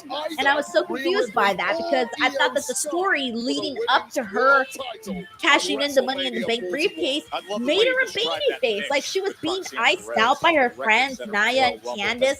They kept belittling her, making her seem like she's nothing, telling her she can't do anything. That to me was leading to Tiffany Stratton being a babyface, and then I was wrong. All right, let's see what Naomi and Bianca say about this Jade thing. Saw the security footage from the night Jade Cargill was attacked, which led you to believe that both Raquel Rodriguez and Liv Morgan were responsible. No, hold on, Stacks. Because I don't think they were responsible. I know they were. Fair enough. Well, this Monday night, the both of you have a chance for revenge when you defend your tag team titles against Liv and Raquel. How ready are you for this match? Ooh, we are so ready. Listen, we've been waiting for months for an update. And our girl Jay, she's recovering, so she hasn't really been able to text us back. So we took matters into our own hands to get answers for ourselves. So now we're going to get revenge on Liv and Raquel so we can finally move on and focus on Elimination Chamber, because one of us is going to win and we're going to face Rhea at WrestleMania. That's right, sis. And not only are they going to feel the glow S on Monday, it's on Monday. Liv is going to feel it tonight. Oh, they're still doing the match. Okay. I didn't see it announced. I was like, is this match still happening? We got John Charles here who says, I feel like they're booking Charlotte like the champion and Tiffany like the challenger, and it's not helping at all. But extra pressure added to the drama. You know what? I see that. I do see that, John. I do see that. I do see it. All right, we got a super chat here from Heel Hammer. What's up, Heel Hammer? He says, what's up, y'all? Sorry I haven't been here recently. I love being a part-timer. Give me the final boss already. Hashtag coleslaw forever. It has been a minute since you've popped in here. So thank you so much for joining us here today. I'm glad that The Rock piqued your interest enough to tune into the watch-along. So thank you very much, man. You're officially taking the final boss title. Either that or, yeah, you're either going to be the final boss, or you can be Roman Reigns or Brock Lesnar, any of our iconic part-timers from their championships. So yeah, Heel Hammer, thank you so much for the super chat, man. I hope you're having a good weekend and hope to see you out here more consistently, man. All right, let's see what else we got here. Up North says this show is terrible tonight. They really just killing time for this main and Rock. I mean, I didn't want to say it, but it's a 3-hour SmackDown, guys. I don't know what to tell you guys. I've been here. I think I've only missed 2 SmackDowns for watch-alongs. Was it 2 SmackDowns? Yes, I've only missed 2 SmackDowns since SmackDown went to 3 hours. Only 2. And even the 2 that I missed, I still watched half of the show. Don't know why, but I did. And I will tell you that there has not been a week yet that has made me say, oh yeah, it was such a great idea for the show to be 3 hours. And I think this show was so good at 2 hours. It really, really was. It was my favorite shows of the week to cover. I loved covering SmackDown. It was the easiest show to do. Honestly, it was the easiest show to do. And now with the extra hour, it is a little harder to get through. But like I said, there are some moments that I think there's some moments. So we'll see what we get here. We got Kyle Taylor Richardson, who says, do you think The Rock will actually say anything meaningful tonight? I think probably the most meaningful thing that he could probably say is, I mean, unless they're going to completely derail us here, I have a feeling he will announce WrestleMania in New Orleans. Again, that's the best assumption that I can make on what might actually be taking place here tonight, because other than that, I really, really don't know. Thank you, Kyle. And we've been kind of speculating all night too, and none of the speculations have really felt all of that convincing, to be honest. It really, really hasn't. All right, let's see what else we got here. I'm just chatting with everybody, having a good time. Johnny T says NXT is also 2 hours is perfect. I love NXT 2 hours. And when I don't do a watch along, by the way, I don't watch live. I can tune in 30, 40 minutes later and fast forward all the commercials, and I still get to catch up with everything. At one point, I'm still even live, depending on what time I tune in, of course. But it's so easy. It's such an easy watch. Let's see who else we got up here. Shout out to Chuck West. We got Philip Thomas, Anonymous WWE. We got Up North. We still got Icy in here. Who haven't I shouted out? McDiesel? He says he's going to do a spinneroonie. Natish. Hey, Natish. I haven't seen you in a minute. Thank you so much for hopping in, man. It's been a second. We also got Alan Snyder in here. Hello to Alan. And we're also back on SmackDown. Blue Jays, there is everything you need to know from the kickoff. All right, let's see. Friday's the kickoff. Saturday's the countdown show. Elimination Chamber and post show. So your normal stuff that you normally get. Show and Elimination Chamber. That includes the return of Alexa Bliss. We got Sick Boy here who says Raw and SmackDown have good parts, but neither show is hitting on all cylinders right now. I get that. What's up, Chris Robinson? Rodriguez Gilbert, thank you so much for tuning in. Who's watching from Texas? What part of Texas? While I was away, there was a lot of let us know. Change. What's up to Sadistic Medic? Well, when I look around, I see this place is still the same. See what Alexa says. The names and faces may be different, but the desperation and insecurities remain the same. You'll see in Toronto when I turn the Elimination Chamber into something of a playground of my She own. teases her playground coming back. I know the chamber. I love the chamber. I've won the chamber. And for the other 5 women, it's going to be a hell like they've never experienced before. Need I remind you, this is my division, and I am in charge. See you soon. She's cute. Alexa soon. As I we will hope, also see in front of us I right don't now, know, I- 1/3 of the elimination chamber. Yeah, I mean, they've been teasing the whole As Wyatt Naomi's 16 in with the Alexa spotlight Bliss with now tag since she team came back, they've been champs, teasing it. And by the way, So it's Wade, just a matter of Naomi and like Bianca them convinced that finally they had pulling the found the trigger. perpetrators of the attack I'm on Jake assuming Harlow that'll based on the probably security happen at the video Elimination showing Chamber. Liv and We'll Raquel see at the how scene. that happens though. I mean, I've been following that very closely, as have All right, everyone let's see what else we else got in the here. WWE world. I mean, it's a major whodunit. I'm not Oh no, buying it I at see all. predicts Alexa Bliss will be the first to get Being in eliminated. proximity of a crime I several don't know minutes if she'll be after the first to fact get is no eliminated, but proof that's a fun, whatsoever in my book. It you is know what? It's a fun idea though. circumstantial You just evidence gave me at a video best. idea. And if that's all that Nick So Aldis I'm has going cobbled to together mentally with right his big think about that in my head. investigation, Sorry, you well, just he gave needs me a good somebody video else idea. assisting him, 'cause it's simply You never not know good when the enough. And ideas if are I gonna were hit the you. likes of Raquel We got and Paul Liv, I Bean who would says, "Hey sue Denise, Nick I love you. Aldis You're so for fun to watch. Thank you so much, Paul, for the kind You got comment me. and for It's also tuning in. absolute I'm trying to keep nonsense. everyone entertained during What is going on the here? lulls. All right, but here we go. Oh, is it right at This match Look has at officially this. begun between Liv Liv and and Raquel Naomi, just and attacking them. they are, well, technically it's not begun. Never mind, the bell has not rung because both teams are going at it. I'm wondering if this match is even going to happen. Based off of just what we're getting right now, I wouldn't be surprised if they just don't end up doing the match. And Liv, and it's the Kahana bomb. Oh my! Well, this is as personal as it gets. This is as hostile. They're just beating up on each other. And getting the best of it clearly are Liv and Raquel. Oblivion!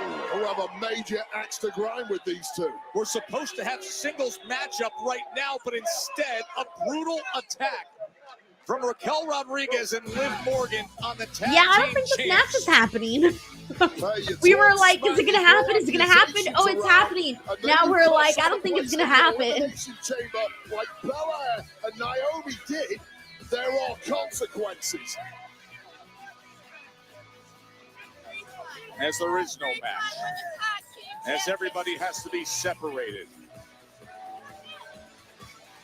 All right.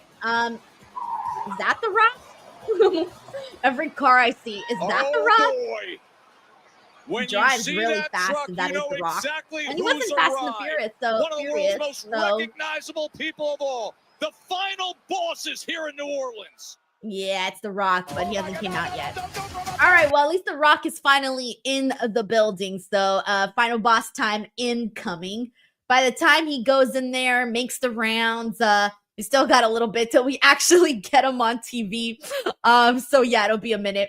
We got a couple of super chats here. Let me see what's going on. We got Dan Lutzka. Thank you so much to Dan. He says, The Rock is winning the WWE title. That's why there is a press at the end. Wild, Dan. Imagine all of a sudden they just do Rock versus Cody tonight on SmackDown. And everyone's going to be like, what? That would be awful, by the way. It would be awful. Not going to happen. But again, I'm telling you, I don't know what to expect from this press conference. I'll make sure to have it up, though, while we do the post show, too, just in case any big news comes out of it. And I wonder, like, who's even going to be there? Because I'm like, no, I mean, I don't know how much press they got from, they could have probably just reached out to Press and Nola. But I wonder if there's even, like, actual press. And if so, like, how many people?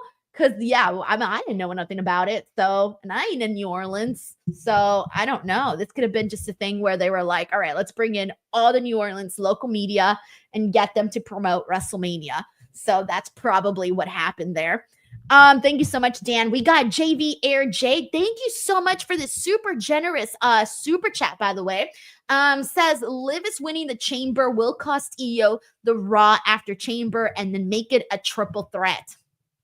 Liv is winning the Chamber will cost Io the Raw after Chamber triple threat. Okay. Look, I don't hate this prediction, actually. I can see this happening. I think one of the things that Asante and I were talking about on the Monday Raw post show was how none of the, for me at least, or we're just discussing in general, how like the options for the women's elimination chamber, it's kind of tricky, right? Because you know it's not going to be Roxanne. She's so new. Naomi, they haven't been booking her in that way where she would be the WrestleMania match. Alexa Bliss just got there, but it can still happen, right? But she kind of just got back again. So I feel like, and then considering that she's going to do all her stuff the Wyatt Six, it kind of feels like she's like she could be an option, but she also could not. It's 50-50 with Alexa, in my opinion. With Bayley, she's a former champion, but I feel like and I think I think Bayley is actually a really exciting option for Rhea. I would like that very much, but I don't know how that would hit for everybody else though, like as in the general people, if they would be interested in Rhea and Bayley. And then you have Liv Morgan. I feel like it shouldn't be Liv Morgan only because we've done Liv Morgan and Rhea so many times. However, like you said here, it becoming a triple threat could be the thing that makes a difference. And then Bianca Belair, let's be real, that's the option we all wish we had. But given that they're doing this whole storyline with Jade and Naomi and the attack and all of that, it makes it feel like Bianca is not going to be in the match with Rhea. Ideally, I want it to be Bianca that wins this Elimination Chamber. If it's not Bianca, I would say Bayley. And if it's not Bayley, then I would say Liv Morgan. Those are like, and then if it's not Liv Morgan, I would say, I know it's not going to be Roxanne. As much as I love Roxanne, I know it's not going to be Roxanne. So I think realistically, it's Bianca, Bayley, and Liv, and possibly Alexa Bliss. So, but even then, there's just too many different directions and many things that you can go. Like, there's no clear-cut option here, in my opinion. But also, Liv Morgan has had such a strong year. I can't imagine her not having a big WrestleMania match. So, again, your scenario could possibly be a thing. Vegas. Thank you so much, JV AirJ, for the super chat, by the way, for tuning in. Friday Night Smackdown. We got Rodriguez Gilbert. Thank you so much for the super chat. He says, Houston, I think The Rock is going to put himself into a match some way, shape, or form. I was saying earlier, I'm like, he could technically put himself in the Elimination Chamber. And instead of starting with 2 guys in the ring, we can start with 3. Or hell, they can add a special pod for The Rock. So, I mean, there is ways to squeeze The Rock in if they wanted to do that. Or maybe he kicks somebody out. I don't know who he'd kick out, but maybe he'd kick somebody else out. But we'll see. And then I don't know what kind of crap you think. also, shout out, I've been to Houston a couple of times, and I like Houston. So thank you so much for the super chat and for tuning in. All right, let's see what Liv and Raquel are. Did he tell him to put some clothes on? No fear. What? Piper and Chelsea are here to Such take a dad thing to say. On Elimination Chamber. Bianca and Naomi, they're not missing the Elimination Chamber. They're going to make it. Trust me on that. No, I have an outfit. Ugh. No, this is a travesty to not have the greatest Canadian export since maple syrup on a Canadian show. Facts. Nicholas, do you know who I am? I am the longest reigning, first ever, tallest, Yeah, shortest, she should beautiful, have a richest, match. tannest, What are we sparkliest, doing? oldest, youngest United States We have women's champion. Space for a match for Chelsea. What this is about is you are testing my patience. So pack your gear, pack whatever outfit you want, because you will be in action next week. Okay. On SmackDown in Toronto. Okay. It's going to be a good one. Ooh. I'm going to need some more details. An e-invite? A calendar? Okay, so she's going to be on SmackDown in Toronto, but not on Elimination Chamber. They still only have 3 matches announced for Elimination Chamber. If they wanted to throw in a match for, 4 matches. Oh, it's time. All right, guys, it's time for The Rock. Here we go.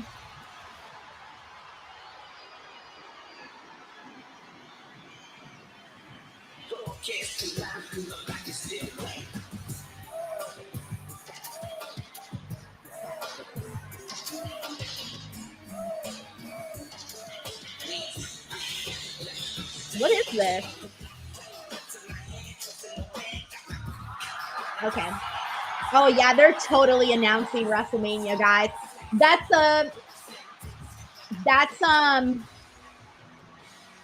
a little, all the graphics were all like New Orleans graphics. Like everything was like New Orleans stuff. So that's definitely what I think's happening here.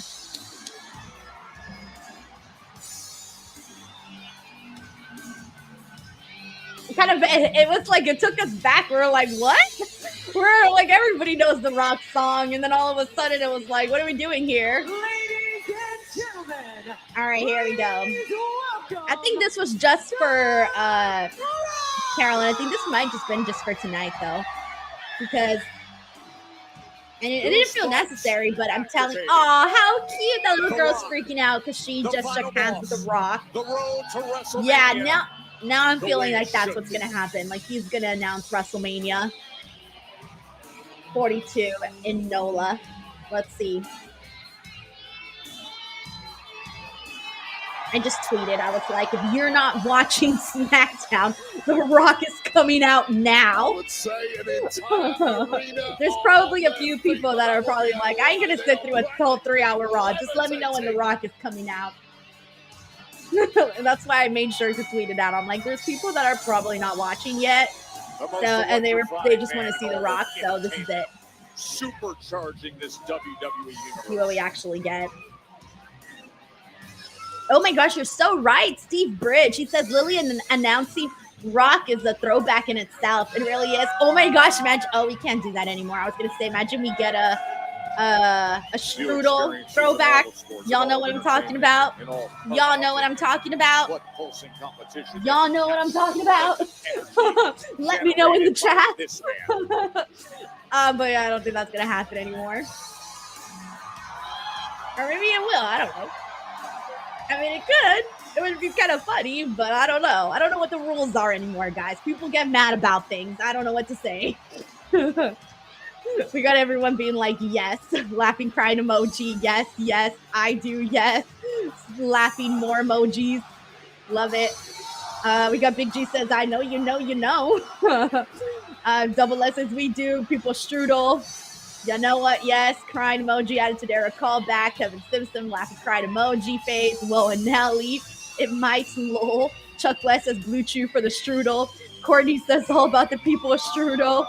Tiger Claw says Denise Dwayne can do whatever he wants. Hey, I don't know what the rules are anymore, guys. I would love this, by the way, if they do WrestleMania in Hawaii. I would be there so freaking fast. I would show up a week early. I would show up a week early and stay a week later. Are you kidding me? That's funny. Since Stalker says Blue Chew makes the strudel strong. BlueChew.com, everyone. BlueChew.com. Nick the Creator says Noah likes beignets, so Rocky could mention the people strudel. Infamous Raider Local. Lillian, you missed the Rock strudel. Yes, that was my impersonation of the Rock. The final strudel, says Kyle. The final strudel.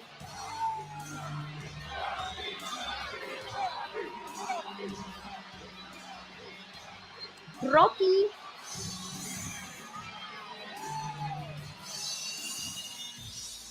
I was about to say finally. Don't you? All right, here we go. You feel it. The Rock has got chills up and down his body because you know, on a Friday night, for the final boss to get inside his bird and fly all the way here, you know that I'm dropping some. It's all muted, but I'm assuming there was some F-bombs in there.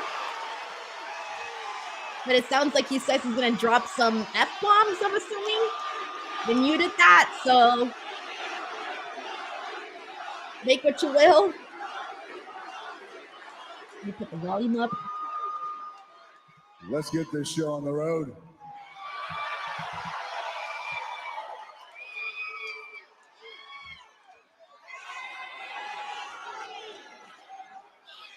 Hold on a second. He got me again. He got me again.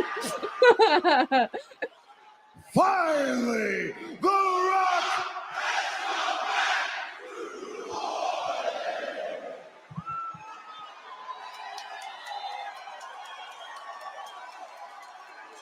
This is probably going to be like a 30-minute segment. And finally, WrestleMania is there it coming is. back to New Orleans. There it is. The Rock announces WrestleMania back in New Orleans, which is what we were expecting. There it is. Man, he got to it fast. I was like, oh, this is going to be a 30-minute thing. Right when I said that, he was like, nah, I'm going to get to it. We're going to make it official right now in front of the world. Next year, 2026, WrestleMania 42, live from the Superdome.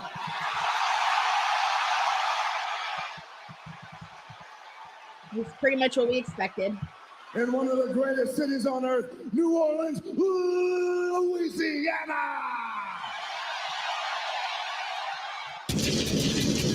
Yeah, I'm waiting for the graphic so I can post this news up, even though we already knew this. But obviously we had to wait for WWE to make official and stuff, so. Where's the graphic? Oh, there's the graphic. All right. I like how there's holy shit chants. Even though this was all over the internet last week. That's exciting though when you're in New Orleans. It's always more exciting when it's in your town, you know?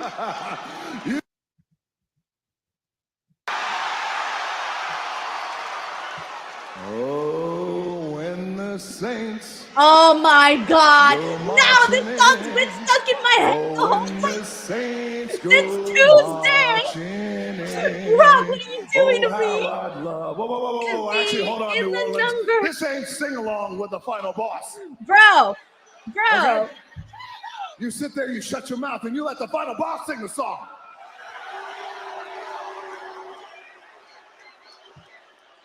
Boo all you want. Final boss sings. Oh, how I'd love to be in that number. Oh, when the saints go marching in.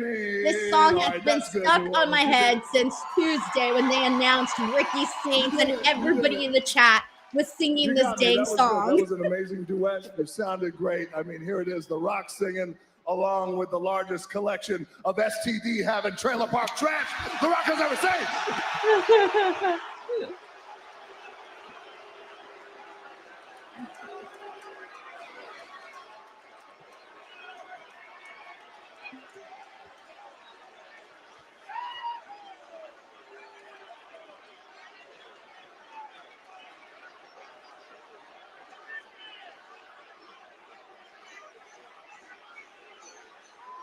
Now, you know that dropping this WrestleMania news wasn't the only great gift that I was going to bring to you guys here in New Orleans, right? Actually, we weren't really too sure about that, Rock. What's the second The gift? Rock, the final boss, came here to call somebody out. Cody? Roman? I'm going to call out a man. Well, he already said Cody earlier, so. Who I respect. So I'm assuming it's Cody. Who I admire. Who we all admire. And that man is our WWE champion. Rock lost his voice like 2 minutes in. That man is the one and the only, and this is a privilege. Ladies and gentlemen, come on down, Cody Rhodes. Like he's like, come on down. It reminds me of The Price is Right. Come on down, Cody Rhodes. And it's time to guess the prize. Tiger Claw Gaming says glass breaks. Bruh, we wish.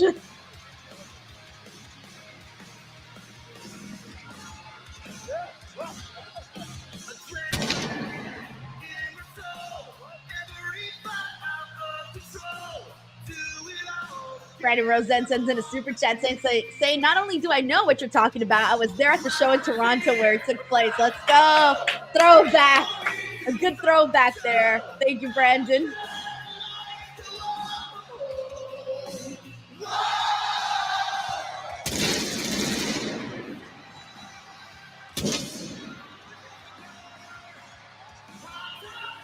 Hard times breed better men. Don't forget BlueChew.com.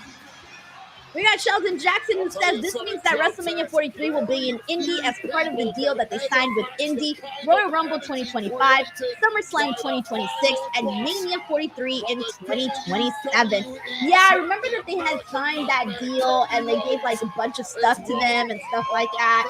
So I think process of elimination would probably dictate that, but we'll see. But yeah, you're probably right about that, Sheldon.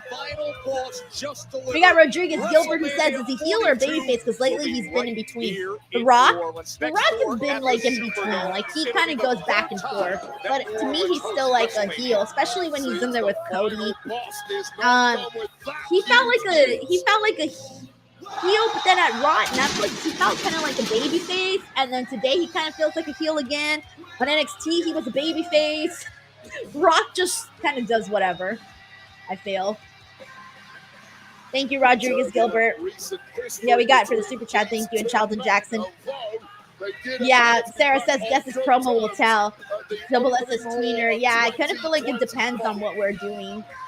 Of course, the final boss, the edgier, forthright, merciless, unrelenting, voracious. Micah, you don't have to use the code anymore. As long as you go to bluechew.com, you don't even have to put a code anymore. Friday Night Smackdown. All Black here says, Rock, save WrestleMania, please. Oh, guys, like you could literally beat Cody Rhodes versus John Cena. That's exciting to me. Cody Rhodes versus CM Punk, that's hella exciting to me.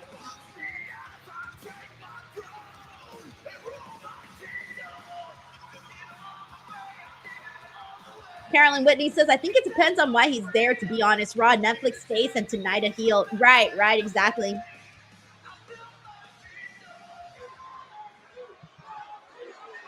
All right, here we go. Come on. Let's see what's happening now. Will The Rock include himself in the Elimination Chamber? Or is it going to be like, triple threat, you, me, and whoever wins the Elimination Chamber? Just kidding. I'm just being a goof. Don't listen to me. That feels good, doesn't it? I mean, that's got to feel amazing, right? They love you, man.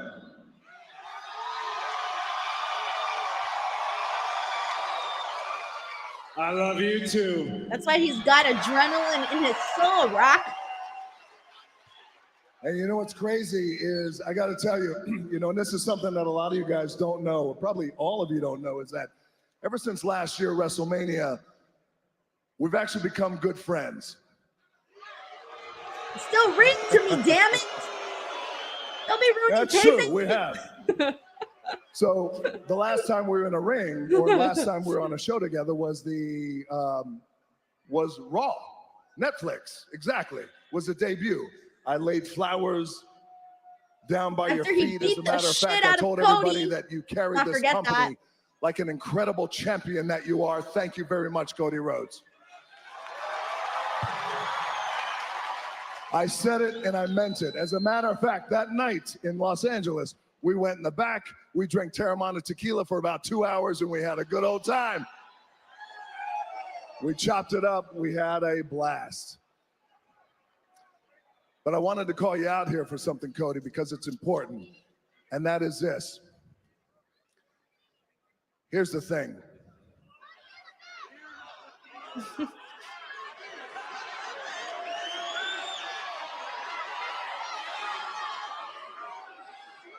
You are a great champion.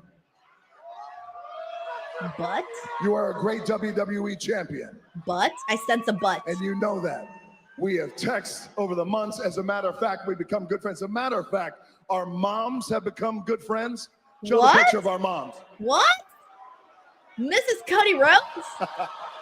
Mama Rhodes? Mama Rhodes? Mama Rhodes and Mama Rock. After everything Cody did to her son. WrestleMania.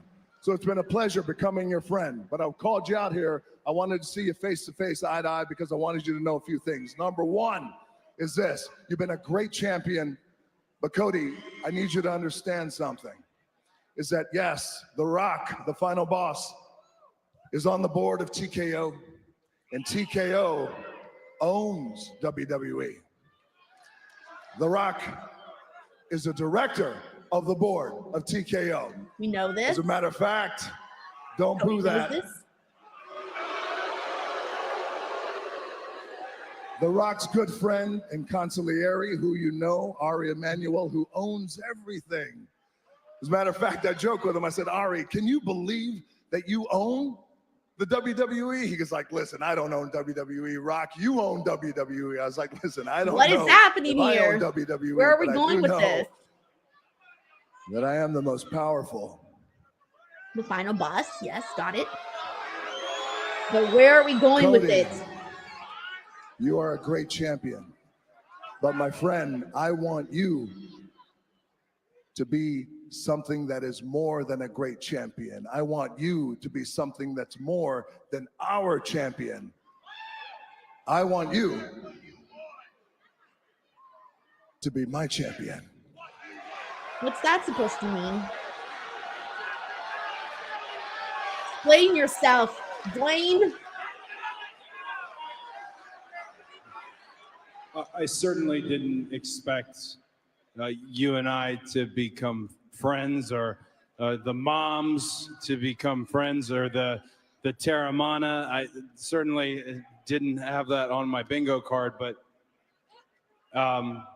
your champion. I think you above all people know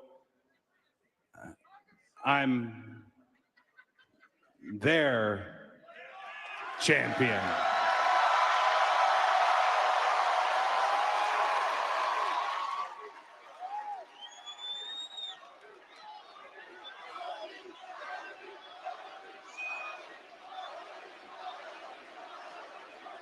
Everyone's chatting corporate Cody. Hope he doesn't. I hope Cody doesn't sell out. Yes, you are their champion, proudly their champion. Of course you are. The Rock is the people's champion, and I love that about you. And this is our universe. WWE is us. We were born into this business. It's in our DNA. But Cody, I'm talking about something much more, much bigger than just this. I know for a fact that your number one goal is to bring as much joy and love and happiness to everybody around the world, as many people around the world as possible. Isn't that right? Yes. Because you are that guy. You're that dude, and I know it, and they know it. You communicate through social media, Instagram. How many Instagram followers do you have? You have a lot. You have millions. You have millions, yes. And You have millions. And millions. The Rock has 500 million. Damn, we're freaking That's Rock not out a here flex. bragging about his Insta What numbers. I'm saying is The Rock is the most followed American man in the world, and I want that for you. And that's a fact. Rock is here. I want you to be here. Man, what? That's what I mean by can't being say my my Cody's champion. nothing. Cody Rhodes, if you become my champion, I can open up doors and possibilities for you that you never knew existed. If you become my champion, every dream you've ever had, I can make come true. You gonna go Hollywood or what? Every dream of your wife, every dream of your little baby, who I know. I invited you to the premiere of Moana 2 in Hawaii. Thank you, by the way, for making that cross $1 billion. I love you. Thank you very much. Holy shit, I Thank have you. a really funny joke, but I can't tweet it You out. came to that out of support. I met your family. They were amazing. Your baby's dreams. When you and I are no longer here, we're in the clouds walking. I can make all that come true for you. I just need you to be my champion.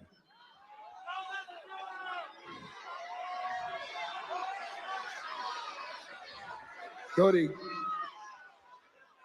I want you to think about something for a second.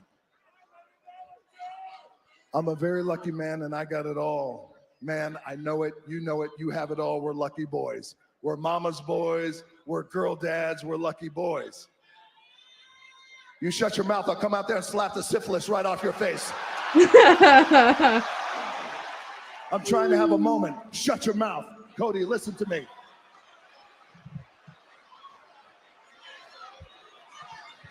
The one thing that I have never had that I want more than anything is a brother.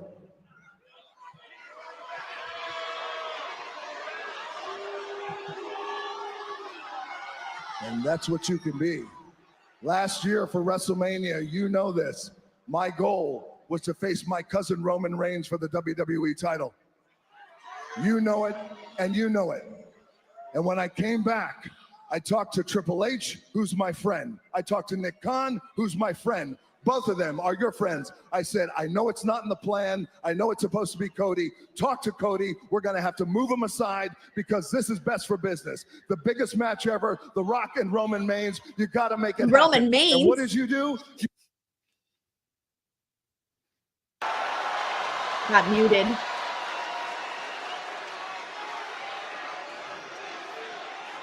I ain't doing it. And you stood up to me. And you know what else you did in front of the world? You slapped me. And no one does that and gets away with it. But that's why you are special. And that's why you should be my champion. And that's why I will take you from here to here. I will make sure every dream you have comes true. Every desire comes true. You and generations behind you. Your dad, my dad, right now looking down, the American Dream and the Soul Man. They were friends. You and I are friends. Cody, be my champion. And here's the thing. I don't want you to answer me tonight. I want you to think about it. I want you to go home and talk to your wife. I want you to hold that baby of yours. I'm going to go home. I'm going to talk to my wife. I'm going to hold my babies too. And then I want you to think about it. I will meet you in Toronto, Canada at Elimination Chamber on March 1st. Okay, so You he give is me going to your be answer there. then. Well, at least we know The Rock's going to be at Elimination Chamber. It's okay. Before I leave, and before I leave New Orleans, this has been an amazing night. This has been a hot-ass crowd. Thank you very much.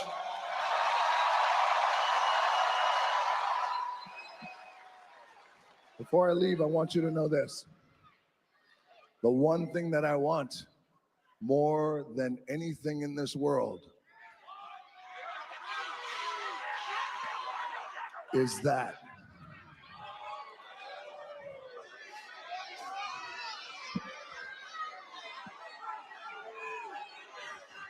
This championship, my championship, their championship, this is what all of this is about. You want? No. He wants you, Cody. No. My brother. I don't want that.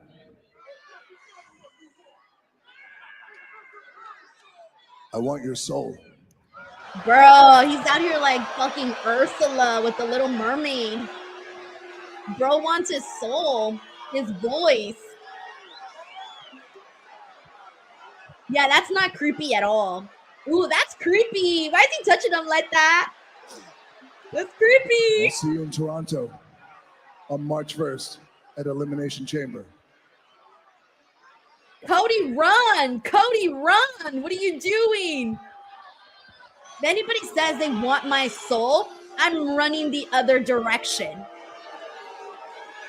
The other direction as furthest possible.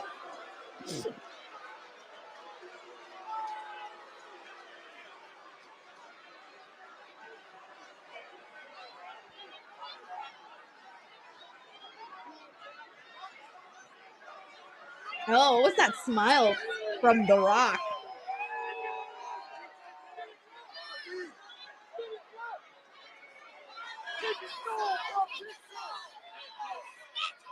All right, so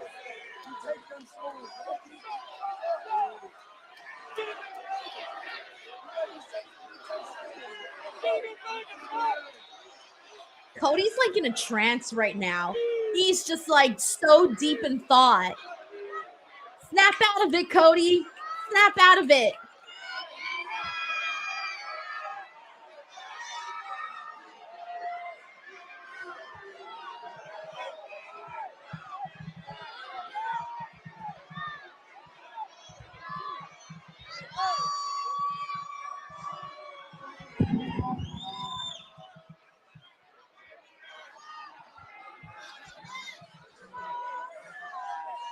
It's still ongoing. Oh, there we go. We fade to black. In my All right, 25 years of let's being a get back to the captain, I reaction, want guests to have the guys. best experience. What did we make of this Cody Rhodes Rock lengthy, probably like 20-something minute segment that we just got here? It seems, yes, I agree with Carlos, by the way. It seems like The Rock is playing some mind games here, trying to butter up Cody Rhodes, trying to sell him things that he doesn't necessarily need. That's what it kind of feels like. And it's okay. So far I'm seeing like people either didn't like this, are confused, was different, bizarre. Everyone sort of has a different take on this.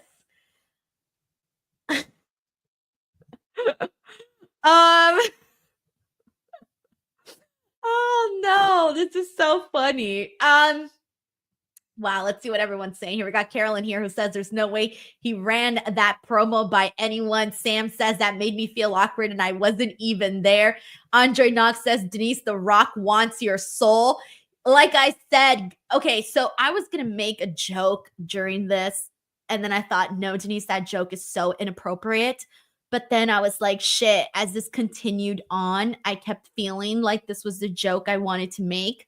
But I'm still not going to make the damn joke. But I feel like based off of people's comments, I'm feeling like I can't explain it because he's like telling them, oh, I'm going to get you all of these things, right? Like you're going to have followers and I can get you up here and I can get you all these cool opportunities and stuff.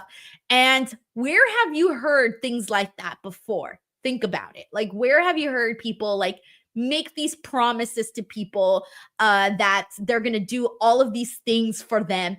And it's just like, oh, I don't know about that. I don't know about that.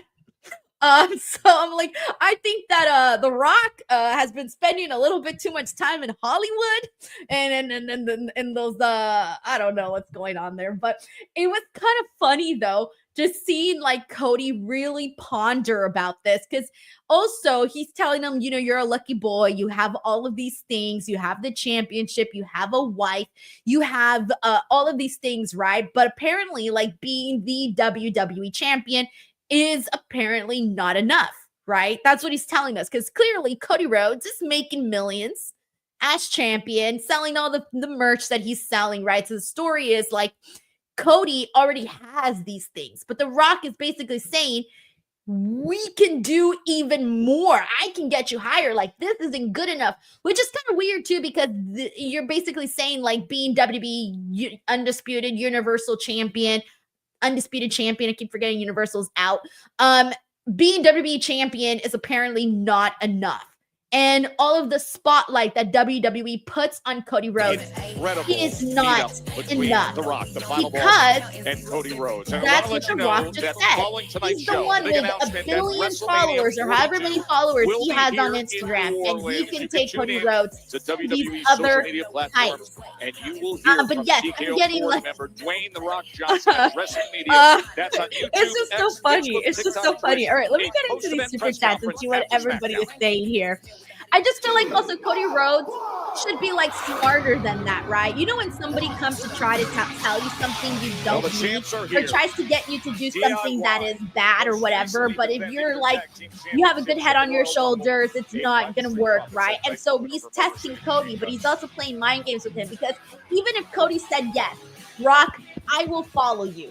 I will follow and do whatever it is that you want me to do. The Rock doesn't really mean that. He doesn't want to see Cody become a big enough star like he is. The Rock doesn't want that. So it's just mind games at the end of the day. He's not even actually promising anything to him. He's just trying to mess with Cody Rhodes. And I hope that the Cody Rhodes character is smart enough to figure that out.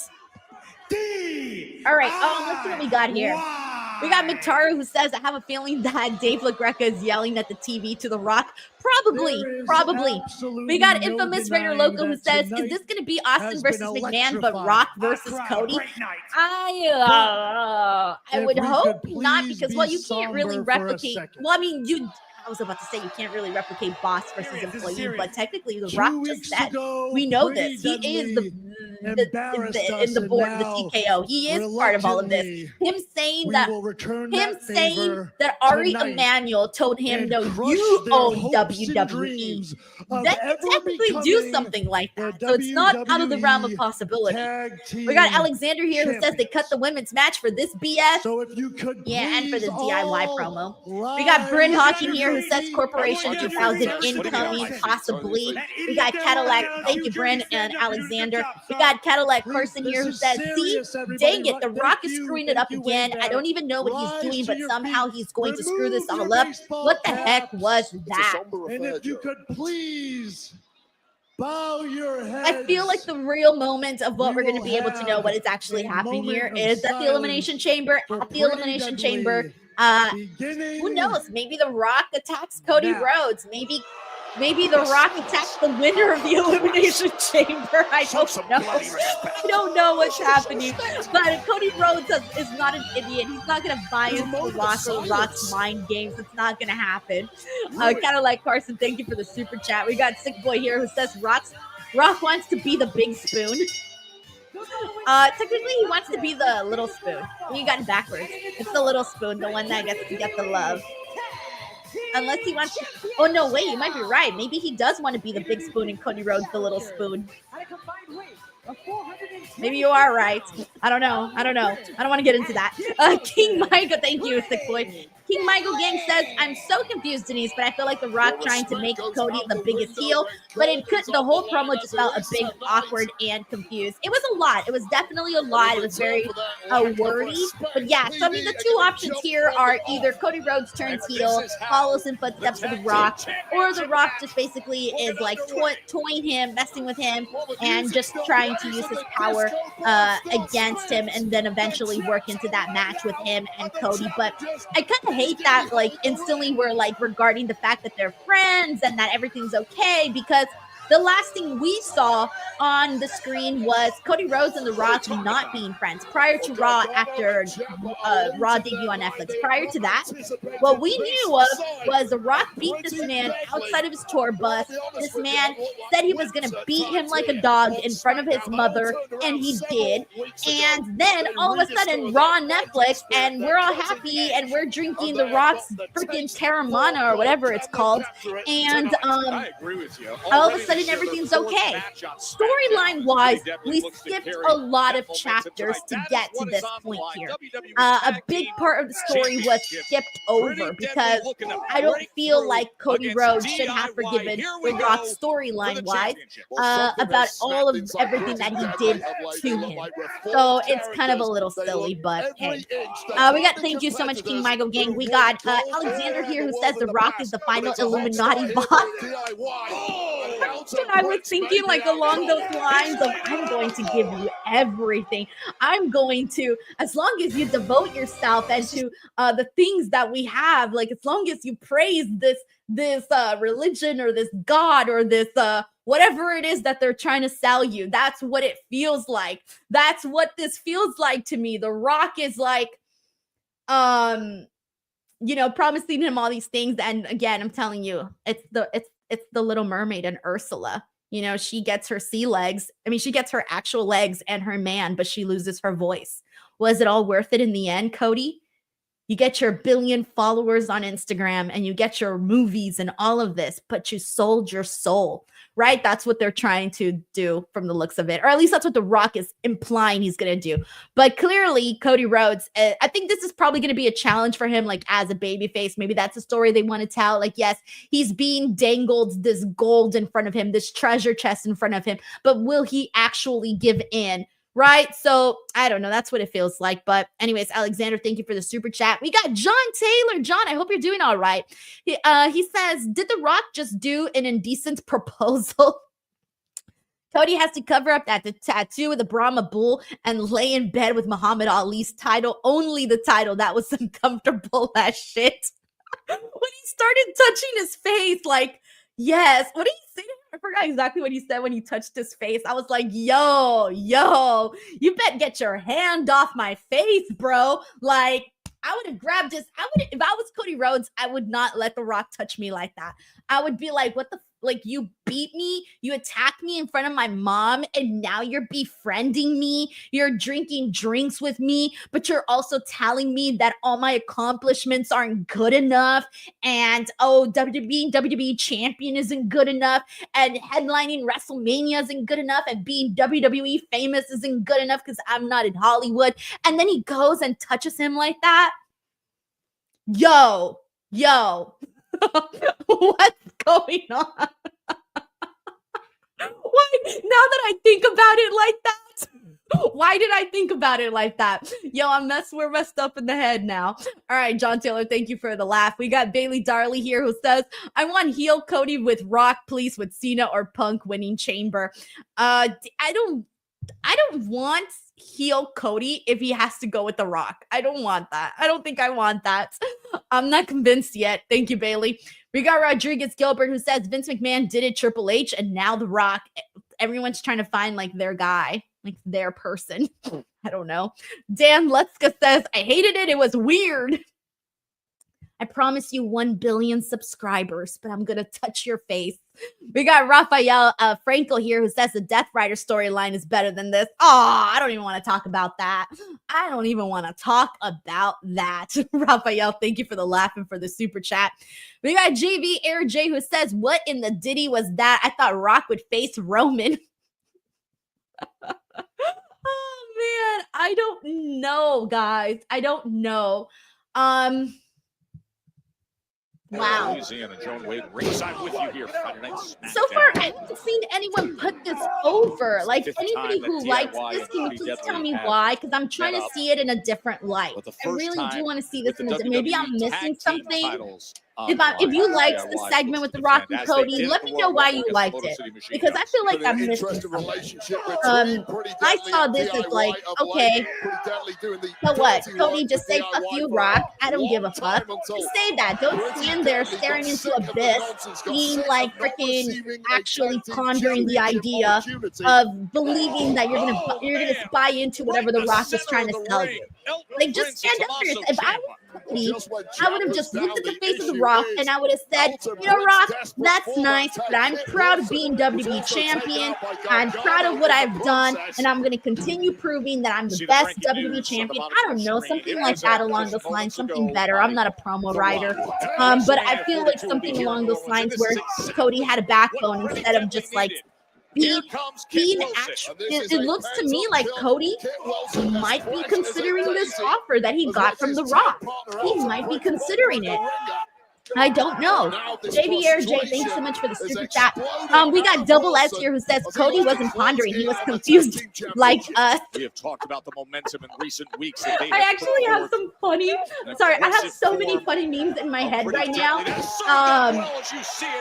Actually, I'm going to post one right now. They grab gold.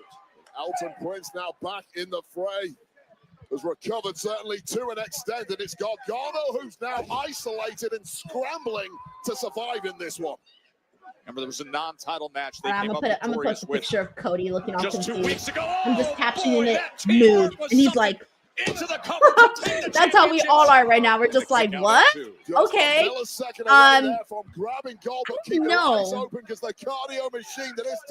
you think he was either A, confused at the end of that, or B, maybe he was considering it. Maybe he was considering The Rock's offer. How many people here, if Dwayne The Rock Johnson came up to you and was like, oh, it can help you become like even more famous, more rich, and get more followers. Some people might be like, you know what, Rock? Let's go. Where do I sign? Where can I sign up for all of this? The Street Profits just attacked Pretty Deadly. They've come here to cause chaos. DQ. From the looks of it. This is just I feel so bad because I did not pay attention to any of this. after all of this Rock stuff. We got Saeed Done Super here who says that. Thank you, Double S. He says, I don't care what homoerotic schizo nonsense The Rock was going on about. I'm glad Dwayne is back. Trying to fight back himself. But the Prophet Wild. Saeed Done Super. Thank you for the super chat. We got the dead man of RWT Morales who says it felt like something Vince would do behind the scenes for real. Bro, I don't even want to touch that. I don't even want to touch that. I don't want to touch that. Paul, thank you for the super chat. Gio says Denise is thinking mermaid. We're thinking when Diddy told 50 Cent, I want to take you shopping. Two different mindsets right there, bro. Two different mindsets. I don't even want to think about P. Diddy, bro. I don't even want to say his name. Gio, thank you for the super chat. Yes, I was thinking more along innocent lines of The Little Mermaid. All right, Alexander here says, me waiting for John Cena to show up at Raw or SmackDown. Yeah, he did say he was going to be filming. I forgot what he's filming, but he did say he was not going to be really on TV until the Elimination Chamber. Like, he specifically said, I'm going to be out. Like, I'm busy. I'm doing other shit. He literally said that. So, it is what it is. Alexander, thank you for the super chat, man. All right, let me catch up on what everyone's saying about this whole Rock Cody thing. Alvin Lang Jr. says, I'm seeing an interesting theory that Cody turns it down and Cena accepts, and we get heel Cena versus Cody at Mania. Why would John Cena accept? John Cena's hella famous too. That's I would throw that theory out the door, Alvin. Why would John Cena accept that? Like, John Cena is he's already loaded. He's already in Hollywood. He's already knee deep into that world. He doesn't need any of that. ZZ Haloka says, I'm legitimately tired after that segment. Ray Rocker says, it's not silly. It's Cody character's the white meat babyface who forgives and gets screwed over and over again, which he should stop doing that. Like, The Rock, they should not be friends on storyline. Storyline, they should, obviously I'm talking storyline. They should, but I feel the need to say that because, they should not be friends. He beat the man's life out of him. Nobody here has forgotten the whole tour bus attack. Nobody here has forgotten that. All the things he said about his mother. Come on now. Cody seems like he's in a dysfunctional relationship with The Rock at this moment. All Things Entertainment says there's a press conference afterwards. Maybe he'll answer some questions. I know. I wonder what he'll answer. Let's see what we got here.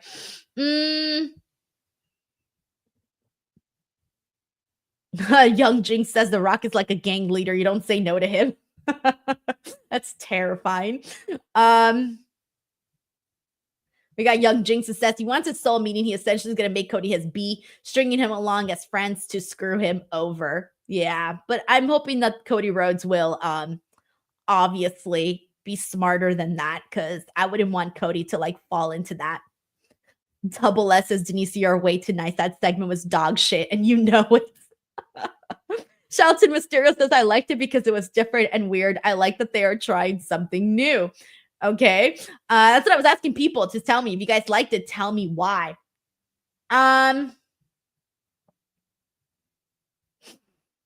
Carlos B says Rock is going to reveal a painting of himself and Cody, like the ones with Omega and Don Callis. Those weird, those yeah, I know which ones you're talking about. And they're very, they're something. They're definitely something. All right. Let's see what we got here. This is from John Taylor, who says, I tried to sell my soul to The Rock, and he said, best I can do is Hurricane Helms. I didn't get any superpowers. I just got to use pair of tights. By the way, Hurricane Helms and The Rock had one of the funniest freaking backstage promos ever. They had several. They had several really funny, the ones where he was telling them, you're nothing. Nothing knows you. And I forgot, but it was just a bunch of him saying, you're nothing. 100 pounds of nothing. And yeah, that one was really funny. Let me see. Thank you, John. We got Drink With Me, who says Rock versus Cody, baby oil on a pole match. Terrible. Drink With Me. Thank you for the super chat.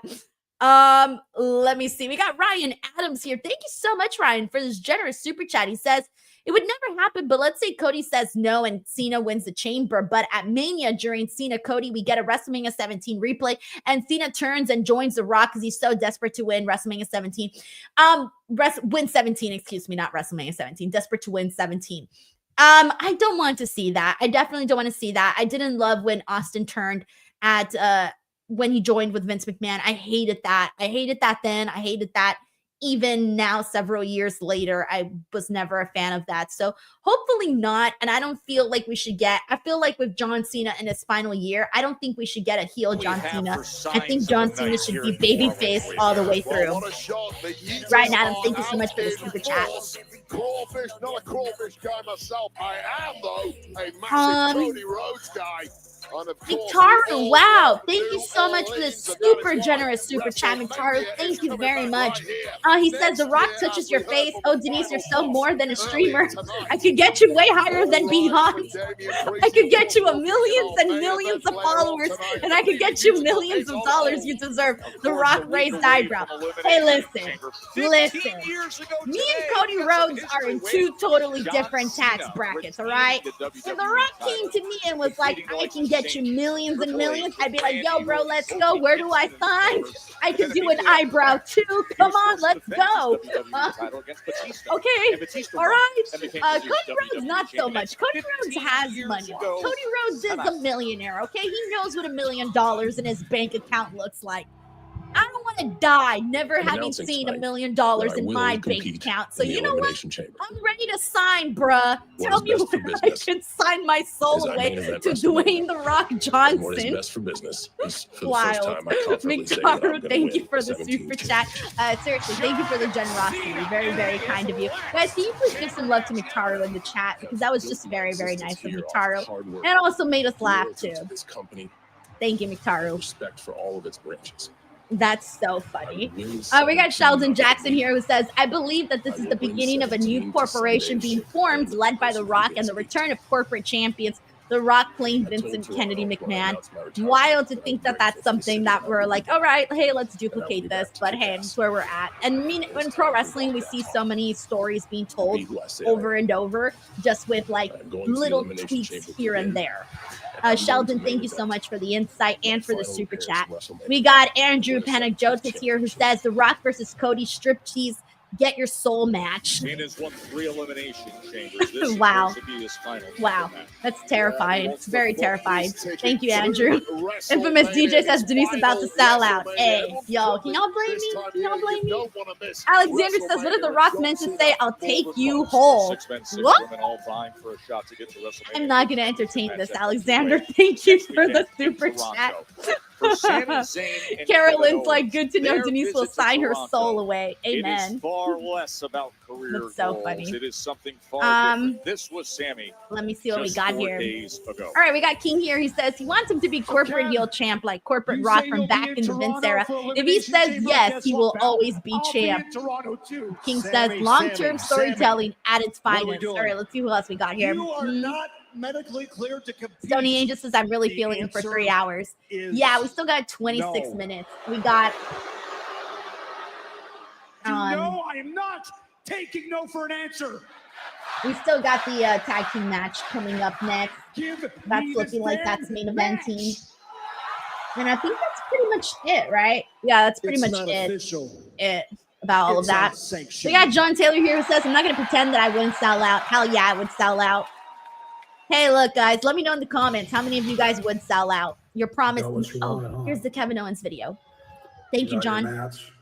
I'll circle back to this since I was going to pull everybody here. You couldn't just Everybody has the prize. you deserve that Thank you, I've John. already given you and let it go. No, you wanted me and you to go again. You wanted to fight me. You want to hurt me. You want to end my career, which will hurt my family, by the way, which is truly despicable. But what about your family, Sammy? Huh? Have you thought of them? What about your family, hey? Do they know? That's creepy. That's hella creepy, bro. Put them through. When they have Sami to watch me Zayn out there in his end your basketball career in shorts. Toronto? with his kid. And what happens then, eh? KO's just watching. You can't That's provide for creepy. them anymore, and everything they have, the nice house, the peace, the security, the shelter, when it's all gone. And why? Huh? Why? Sami needs you're too way better proud? security. Because you're selfish? You are selfish. Because you're going to make me do this to them? I'll never forgive you for that. Why does it look like Kevin Owens I'll flat see you in ironed his Toronto. beard? Is anybody noticing this? But remember, It looks way more straight than it normally does. you asked for this. Looks like he flat ironed it. It's all your fault. Is it just me? Or did anybody else notice that? His beard looks way more straighter than it normally does. So this is all Zito Hour, I agree. He says KO is diabolical. Carolyn, I agree. Says someone needs to get Sammy a guard dog. Henry says, show me the money. Show me the money. All in cash, sell my soul. John Taylor here says that the KO Sammy feud now ends with Sammy burning down Kevin Owens' house. Nobody saw it coming. Hey, look, the last time we saw someone's the last time we saw someone break, well, technically he didn't break in. He was on the outside. He didn't actually go and put his hands on the baby's crib. But if he would have, then I would have been like, yes, now Sammy is justified to burn his house down. He's maybe not justified to burn his house down, maybe burn his bicycle down. Something a little smaller if we want to start burning things. But if he were to have gone into his home and actually watched his baby sleep, then I would have been like, yes, Sami Zayn burned the man's house down. John, thank you for the super chat. Christopher Snow says beard straighteners are a thing. What? I didn't know that. I have no idea. Robert McManus makes a good point. He says it's a creepy night on SmackDown. We just watched Cody Rhodes get touched inappropriately. We watched Sami Zayn get watched inappropriately. A lot of inappropriate going on. Let's see what we got here. Infamous DJ1 says 3 million is his sellout number. That's what I was wondering. Everybody's got a price. What's your price? Cadillac Carson says no more adrenaline in Cody's soul. Wild. Wild. We got David Primero here who says Sammy versus Kevin, loser gets their beard shaved.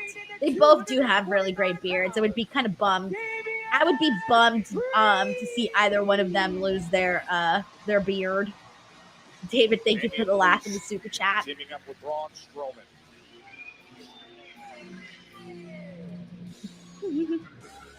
Chris, it did look like his beard was flat ironed. Yes, his beard was looking like my bangs. These are flat ironed. Just put these down here. That's what was going on with KO. Louisiana. Don't go anywhere. Oh, man. Oh.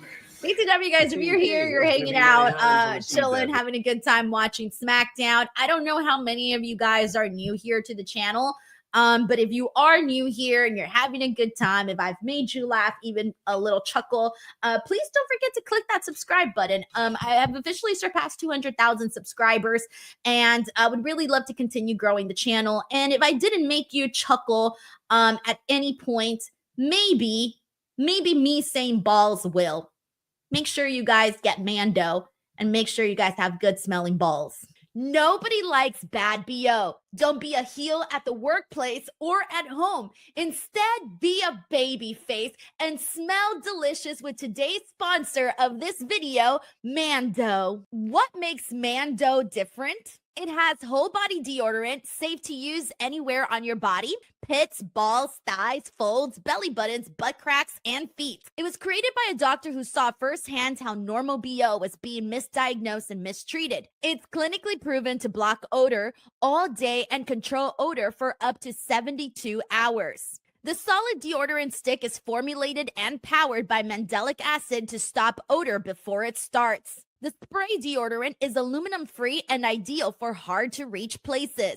All products are baking soda free and paraben free. You can choose from a variety of fresh scents like bourbon leather, clover woods, Mount Fuji, or Pro Sport. Mando's starter pack is perfect for new customers. It comes with a solid stick deodorant, cream tube deodorant, 2 free products of your choice like mini body wash and deodorant wipes, and free shipping. As a special offer for listeners, new customers get $5 off a starter pack with our exclusive code.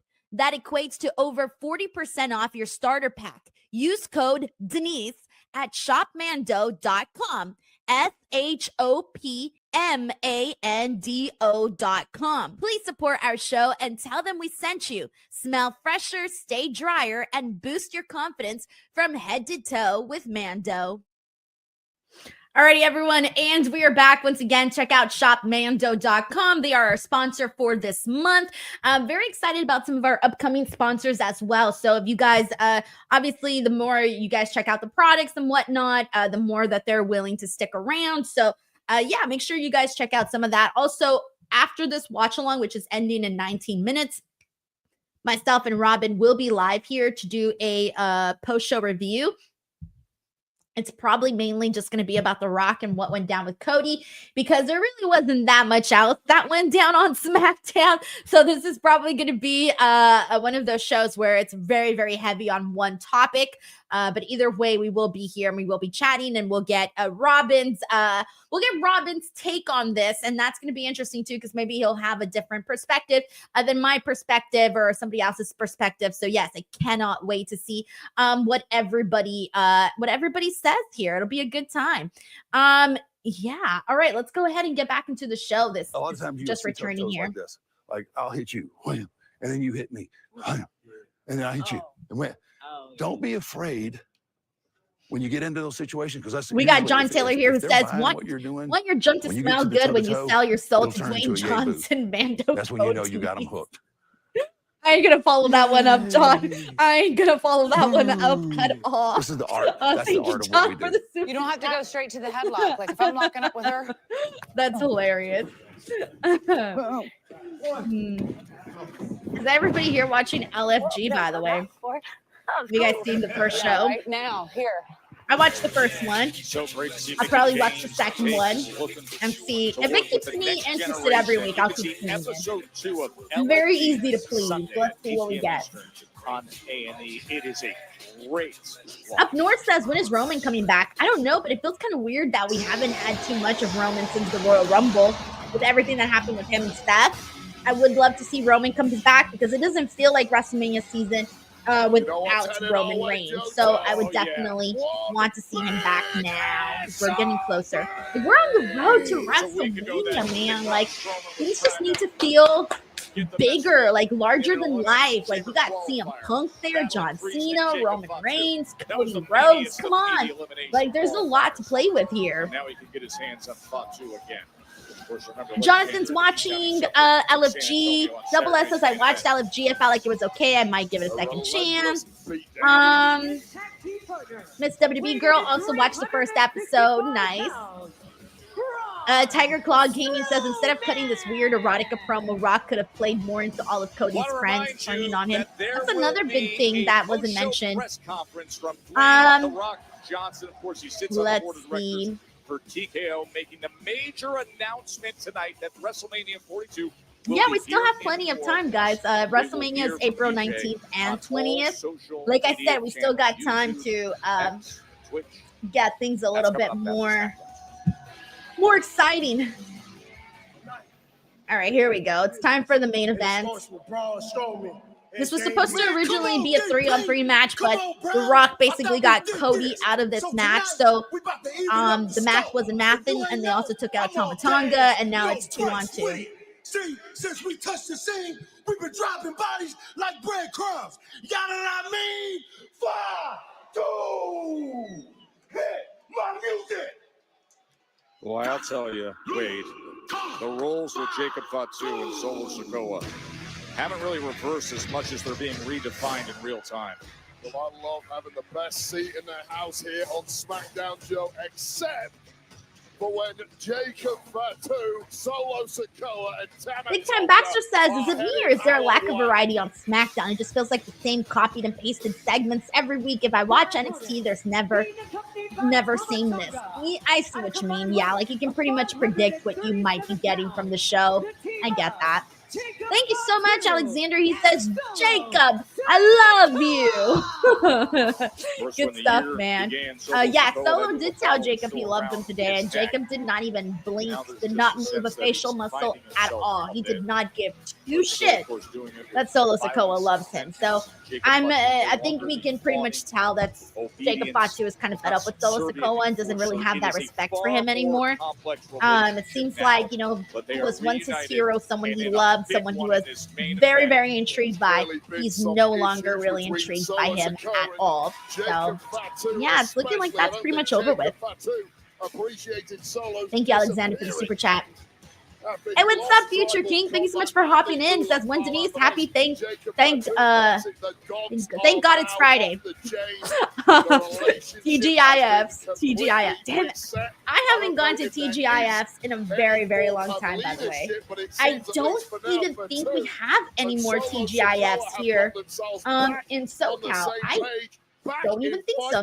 We might have one in Long Beach, actually. TGIF location. Sorry, this is random, but I need to know. Oh, I'm so wrong. There's one 3 miles away from my house. There's one 16 miles away and one 17 miles away. So there's definitely a couple of TGIFs near me. Oh, yes. I now remember where that TGIF is. Yes. Sorry, I remember now. Valentine's Day night is Damian Priest, who won the Elimination Chamber qualifier. And it was Priest and Strowman and Fatu all together. Oh, no. Oh, no. Pavon here says, bro, got to keep it 100. The Rock is somehow ruining wrestling and Hollywood. Like how? Full well the risk of this Savage. kind of matchup against these kind of individuals. Fred Probst here says the brand split needs to end. I don't hate the brand split. I don't mind the brand split. I like going into the shows knowing who I might be expecting on that show and which storylines I'm going to be following for that evening. I don't mind the brand split. That men's chamber group, I mean, you brought it up earlier, Ray, but is it ever loaded as Priest joins the crowd with John Cena? Of course, the farewell tour is underway. CM Punk, Drew McIntyre, who we saw earlier tonight, Seth Rollins, and Logan Paul, who came up with a victory against Rey Mysterio to earn a spot. I agree with you. I love the Sorry, guys. Logan Paul with 5 world champs. On the women's side, He's blowing up my phone. All right, we got John Taylor here. Thank you so much, John, for the generous super chat, dude. As always, showing you so much support. He says, so real talk, as you know, Denise, it's been a tough week for my family. I didn't plan on watching SmackDown or hanging out tonight, but I guess what? You get Dwayne getting horny for Cody, plus Denise DWO reactions, just what I needed. Wow. John, thank you so much for the support. You didn't even have to come in. I wasn't expecting you to hop into the streams for a while. But I'm so glad that you came in, even if it's just a distraction for, you know, a 20-30 minute Rock segment. Seriously though, sending you lots of love and positive vibes over your direction to you and your family. You've been nothing but kind to me, to Reg, to Robin, to Chinadu, to Santi, to everybody here that's on this channel. You've been nothing but kind to us and to everybody in the chat as well. So just hoping that you feel a little better. Thank you, John, for the love. Be careful not to get distracted by Jay. We got MRB Rose 87 here who says they should keep the transfer portal open. It's better than the brand switch. Yeah, I do agree. I don't mind the transfer portal. It's a little random, but I don't mind it. It hasn't been too heavy. Like every now and then we'll see somebody cross over from the portal or with the excuse of the portal, but it's not too heavy to the point where you're like, oh, what is happening with this brand split or non-brand split, brand split, excuse me. Here comes Stroll. Oh. Here comes Stroll. Oh, damn. Fatu just landed all nasty. Poor Lillian. She had to bounce. Infamous Rare Loca says Fatu on TV. Denise, I love you, Fatu, aka Mr. Denise. Wild. I still can't believe AI did that shit. Now it's like a permanent. Now it's like a permanent thing, a permanent joke from now on. It's Mrs. Fatu over here. Wild. Infamous Raider Loco, thank you so much for the super chat, man. It's too funny, man. It's too funny. And thank you to everybody who's sending in nice words also to John, by the way. It's very nice of you guys. Let's see. The sniper says I look nasty, right? He just like went to town, bro. He just felt all like ugly and stuff on there. It's insane. Oof. All right, we got about 9 more minutes. Oh, you know what? I need to send this link over to Robin because Robin will be joining me for the post show, which will probably be a fairly quick pro show. And I don't know how much conversation we'll have on The Rock, but that'll basically be the gist of the show because nothing else really happened on this show, to be honest. All right, we got the dead man of RWT, Paul Morales, who says, I can't wait to hear Mark's take on that segment tomorrow morning. I need it explained in his wrestling terms. Love and prayers to you, John Taylor. Thank you so much for sending some love to John. And yeah, I can't wait to hear what his take on that is going to be. Mark was roommates. Mark was roommates, lived with The Rock. So if anybody's going to provide any really great insight on how The Rock is, it is definitely Mark. He's already shared so many stories like on the air, like with me, with everybody about like what it was like rooming with The Rock. It was actually very, very, very, very, very interesting because he would talk about how like The Rock would always be practicing his promos in front of the mirror. Like he would always hear him in the other room practicing. He would practice things on Mark all the time. He was also spoke about how he didn't like whenever they would go out, The Rock would get all of the attention from the girls and from everybody because, you know, he's The Rock and he looks a certain way. And Mark would kind of feel like a little, you know, maybe a little jelly. I just thought that was so hilarious.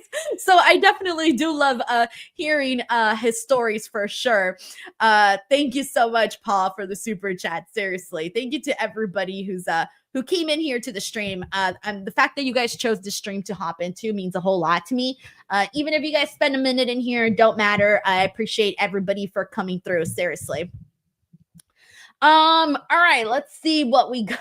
Stuart Bridgman says, does he know how it feels to have his face caressed by Dwayne? I'll ask him. I'll ask him tomorrow. And he's probably going to be like, what? That's a really weird question, Denise. That's so funny. Oh, man. That's too funny. All right, let me see what else everyone's saying here. Big Time Baxter says, do you think Jordynne Grace may have requested to work NXT for 3 months just because their women's division is heating? I don't know what the thought process behind that was because, again, I think a lot of people, probably myself included, assumed that Jordynne Grace would be over on the main roster. She definitely, I think, she could have just like, I mean, she could have been in a WrestleMania. They could have literally done. And I know they probably weren't going to go there all the way, but fuck it. They could have done Jordynne Grace and Rhea Ripley for this year's WrestleMania. They honestly could have. If they wanted to, they could have done it. But they didn't. But that is the kind of competitor and the kind of ready level that Jordynne Grace is. But, you know, clearly they just decided to. I think they just wanted to keep her on NXT. And they probably didn't want to rush her to the main roster, which I think she should have been. I think she should have been there. I feel like right now, there's some stories we're interested in the main roster for the women, but not really so much, man. I mean, we broke down the Elimination Chamber. You can't even see clearly exactly who Rhea Ripley will be facing for WrestleMania.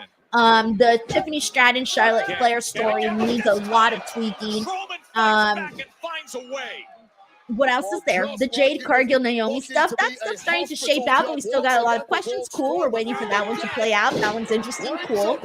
But yeah, that's pretty much it. So yes, what I'm trying to say here is there was a place for Jordynne Grace to be in the women's main roster and freshen up some stories, freshen up some feuds. But her on NXT though is going to be fun. It is going to be fun. I can't complain. Thank you, Big Time Baxter, for asking. Dominic Aranza says The Rock caressed Cody's face, and I was like, I don't even know if that's PG. Here comes Priest. It's wild. It's so funny. The absolutely fearless pride of Puerto Rico, the former world heavyweight champion, has had multiple issues with the likes of Jacob Fatu and Tama Tonga in recent weeks, finding rare form. And he wants every part of it, trying to fight off Sikoa. Oh, a big super kick. How dangerous are those feet? Oh, of both men. Took the words right out of my mouth there, the Street King, Damian Priest. Gonna slam him down and now take control into the cover. And just at the last second, Solo able to get that. I like the Mouse 420 says Jordynne didn't want to take someone's Mania spot. It's not about taking someone's Mania spot. It's about earning a WrestleMania spot. You gotta fight and claw for your moments. Like you cannot take back seats to no one. So I feel like that's not no. Like you gotta go in there and be like, I'm here, I've arrived. If you want me to do this, I will go and I will do this. You know? Going up top. You want to make it in this business, you gotta get in there. I doubt it. I don't think she had a say in that, guys. Like I think this was all, Triple H and Shawn Michaels and all of them who decided where Jordynne Grace would be going. But if they told Jordynne, hey, you're going to the main roster and you're gonna have a WrestleMania match, she would definitely be taking that, as she should. A week away from Elimination Chamber. But oh no! Then to that recoil clothesline denied by Sikoa. There's more than one way to skin a cat for Hey, what's up, Randall? Thank you so much for tuning into the stream. We also got Brian Powers in here. I hope Casey Clark. How are you, Casey Clark? Miguelito, thank you so much for hopping in too. Cadillac Carson, good to see you. I'm gonna make sure Grams, the proper popper. Thank you so much for also tuning into the stream. And the Samoan Werewolf opens the door for Solo. What's up, Jan Hasir? We also saw Jan in here. I'm gonna make sure to shout out some people. We got Andrew Good. Who haven't I shouted out here? If you've been in the stream and I haven't said hello or a word to you, please say hello in the chat. Don't be shy.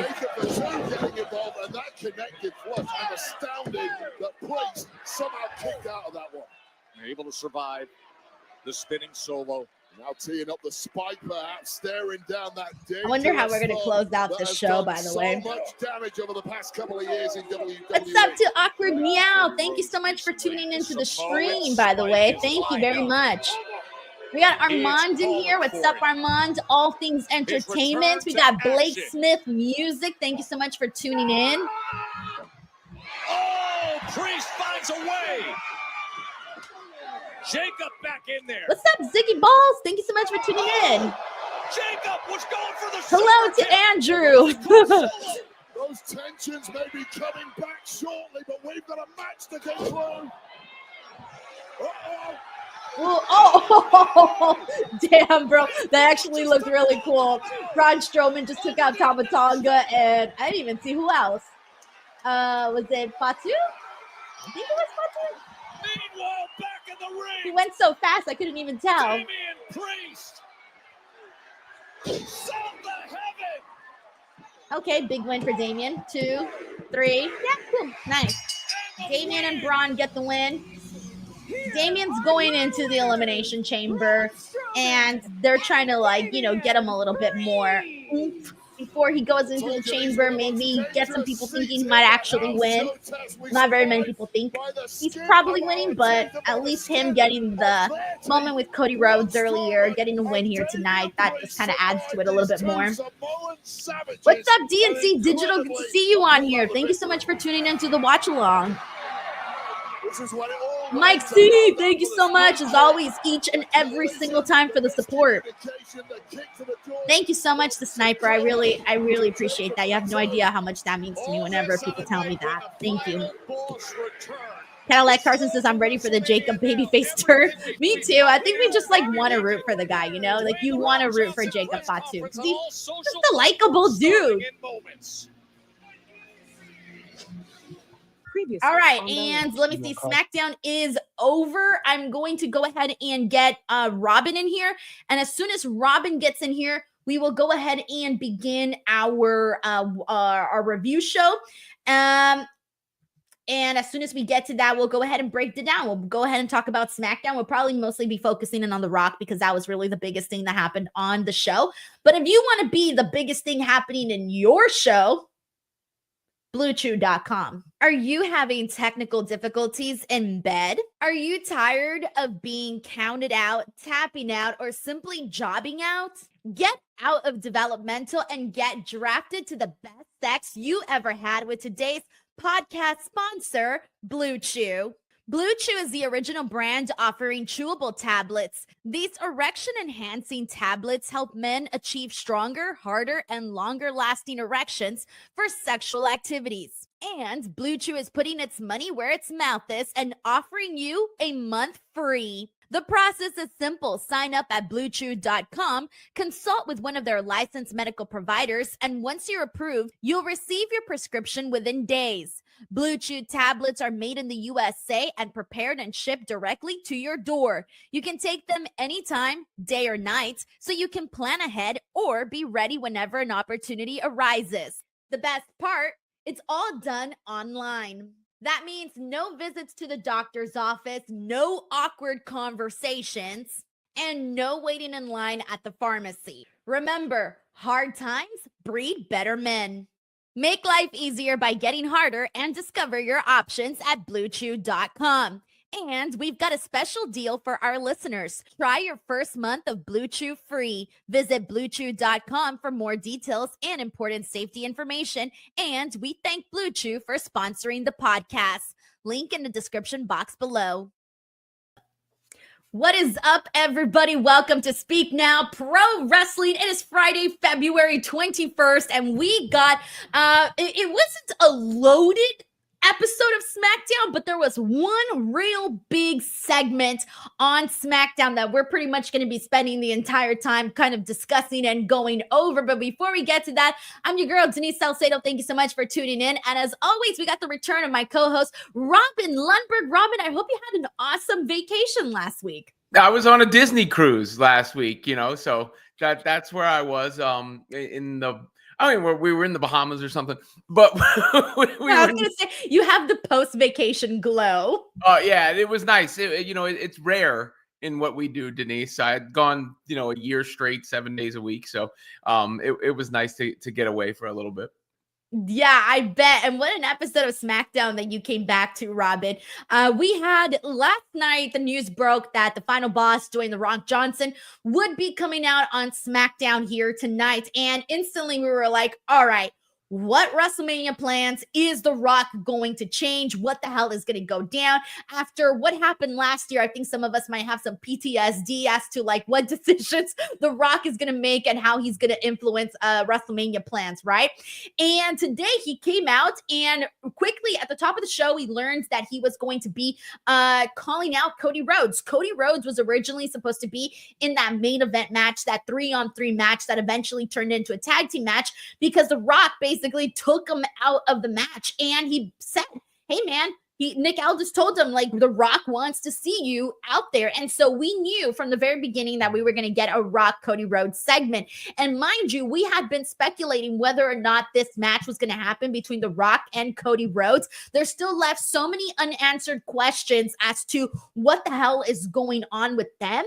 But we finally get this segment. And the first thing we get, I'll break it down, but the first thing we get is The Rock announcing WrestleMania in New Orleans for WrestleMania WrestleMania 42. Now, usually, Robin, they don't normally announce WrestleMania until WrestleMania the day of. They announce next year's WrestleMania. That's traditionally how they do that. But this time they did it well ahead. Of course, reports had already gone out that this was going to be happening in New Orleans. So this wasn't necessarily too groundbreaking of a news, but at least now it's confirmed by WWE. What'd you make of that announcement? Well, I mean, look, I mean, it made sense given the locale that the Rock was coming in to do that. And that was the sort of the thing we all knew was going to take place. I think what people were worried about was that that was the only thing that was going to take place. And you could tell it wasn't from the build and what Triple H had said in the statement, basically like anything can change when the final boss comes into town. And with the Rock dropping the Rolex or whatever it was on social media beforehand. But I think that was the worry and sort of the PTSD from TKO Rock from the Netflix show. You know, you saw that and he came out there and you were anticipating maybe on that Netflix show that you'd get the next phase of whatever the plans were, when really he was just there to kiss babies and shake hands and make sure that everybody knew that he was a cheerleader for the company. And I guess in retrospect, I kind of get that because there were a lot of people that tuned into that show who weren't necessarily avid followers of the product, right? So they didn't know of the final boss and all that. They just knew The Rock.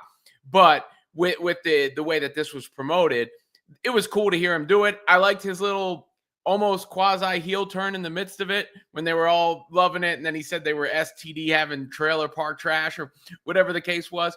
But it worked. It got a pop out of the crowd. People cheered and there it is.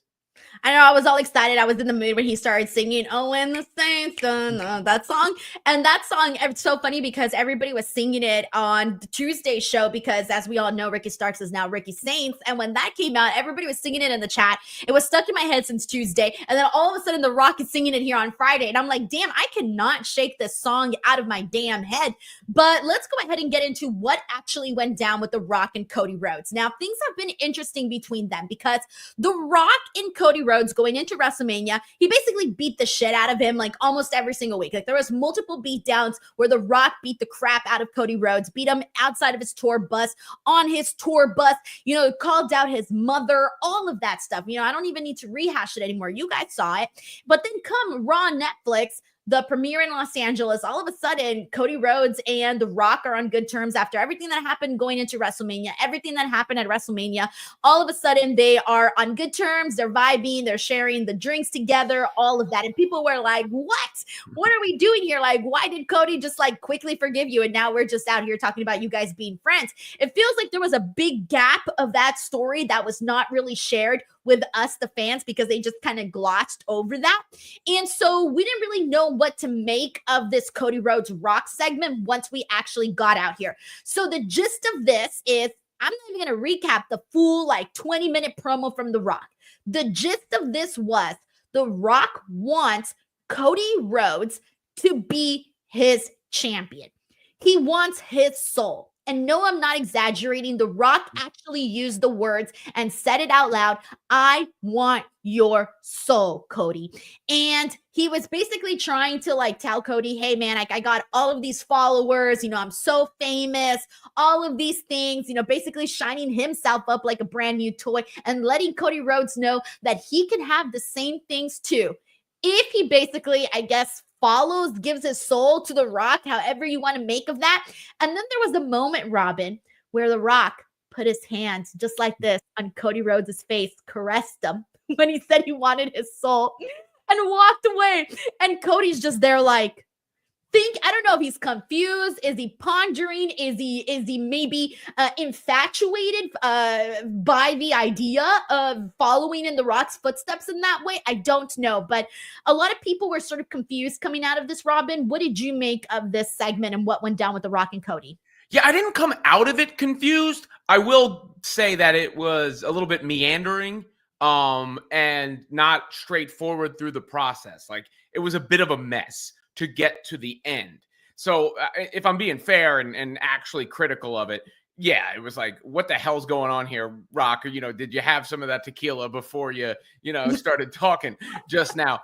But I will say it's pretty crystal clear where it got to. I'm not confused at the end. And I think where they got to leaves a ton of possibilities. I mean, basically, you're looking at, is it going to be corporate Cody? That's kind of the invitation. It's, in this case, The Rock is playing the Mr. McMahon role that we saw in the past. Remember when Stone Cold aligned with Mr. McMahon back in the day? So I think that's sort of the positioning here. And they did it nicely at the very top of the show. I mean, I feel like between the very top of the show and this segment, wasn't great. But that very top of the show, when Nick Aldis goes, sorry, it's out of my hands. The match is off. The final boss has weighed in. It shows you the weight and gravity that The Rock has. And that's where The Rock started the promo. Basically, once he got there to say, hey, I'm the most powerful man in this business. Then there was a lot of trying to kind of make up for what happened with Netflix and get to the end point. But that's where we left with, and that's where we are. And I think there are just so many different ways you can go from there, which ultimately makes it worth it to me, even if it was a little confusing in the process. Because, okay, are we going to get a corporate Cody, which would be a hell of a heel turn after? I think I would hate it, Robin. I don't think I'm ready for a Cody heel turn. Which might be good. Was several months ago. Several months ago, I thought I was. Now I'm not so sure. Which might make it good. And then if it is a corporate Cody, who is the person who takes on the corporate Cody? Is it CM Punk as the face in that matchup? Redeeming the Rock, getting him that main event in a way. And then if Cody turns down the offer, what happens then? Are one of the other people, are they going to step into the corporate role? Could it be Punk? Could it be John Cena in his final, turning heel, aligning with The Rock? I would hate that too. I feel like John Cena needs to be babyface this whole time. It's his last year in the company. I don't want to see corporate John Cena. I just want to get the greatest hits. Or do we get The Rock and Cody? Or, is Roman Reigns involved somehow? I think we're probably past the idea of Roman and Rock with this tonight. But I do believe it makes Elimination Chamber a must-see PLE. And it does make the build to WrestleMania more exciting and the potential for WrestleMania more exciting, which is really the point. So the route to get there, they chose the alternate route. You avoided the tolls. It didn't make a lot of sense to get there, but it arrived at the destination. And I think that's the most important thing. Yeah, I think so too. And sorry, guys, I'm just trying to make sure that I'm keeping up with this press conference to see if there's anything new that arises out of that. So I got that playing in the background just in case any news breaks. We will let you guys know in case anything crazy actually happens here. But it might just be some way to just promote WrestleMania in New Orleans, since that's the thing that was announced. All right, so we're breaking down this Cody Rock situation. Robin, I was looking at this and I was going just like, all right, because here's the two options, right? One is Cody Rhodes buys into this, right? He buys into what The Rock is selling him, right? He decides, hey, you know what? All of those things are intriguing to me. This isn't good enough for me. Being WWE champion, apparently not good enough. Already being a millionaire myself, not good enough. I can get more and more and more and more, right? And that would be with The Rock. And so he could buy into that. He could decide that, we could all of a sudden see corporate Cody and we can see him, sort of go in that direction, right? Or the other thing, which is I think the thing that I want to see most, is I kind of wanted to see him tell The Rock, you know what? Screw you. Get out of my damn face. I don't want any of this, because you know what? You're making it seem like what I'm doing is not enough. I am the face of WWE. I am the undisputed champion. I am at the top of this mountain. I represent this company, these fans, these people, get really into that whole WWE universe, WWE superstars crap, all of that. Really, really get into that.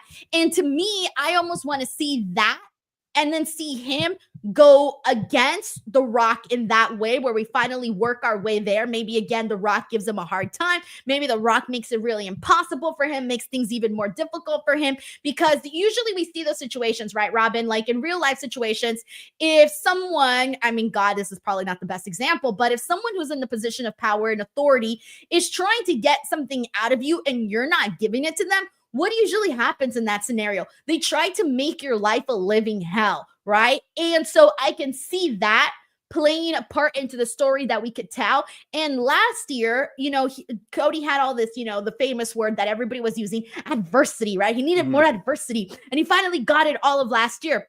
What if that's like the story leading up to finally us getting Cody versus The Rock, where it was like The Rock tried to buy his soul, Cody said F no, and hey, now all of a sudden we're working our way into Cody versus The Rock.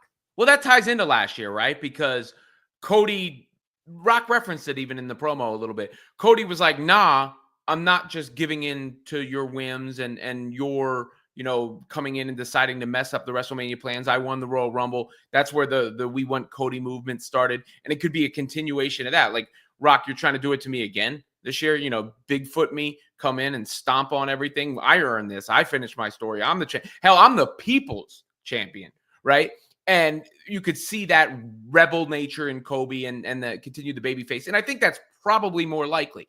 So if that does indeed happen, then what happens? Does that mean we're setting up The Rock and Cody at WrestleMania?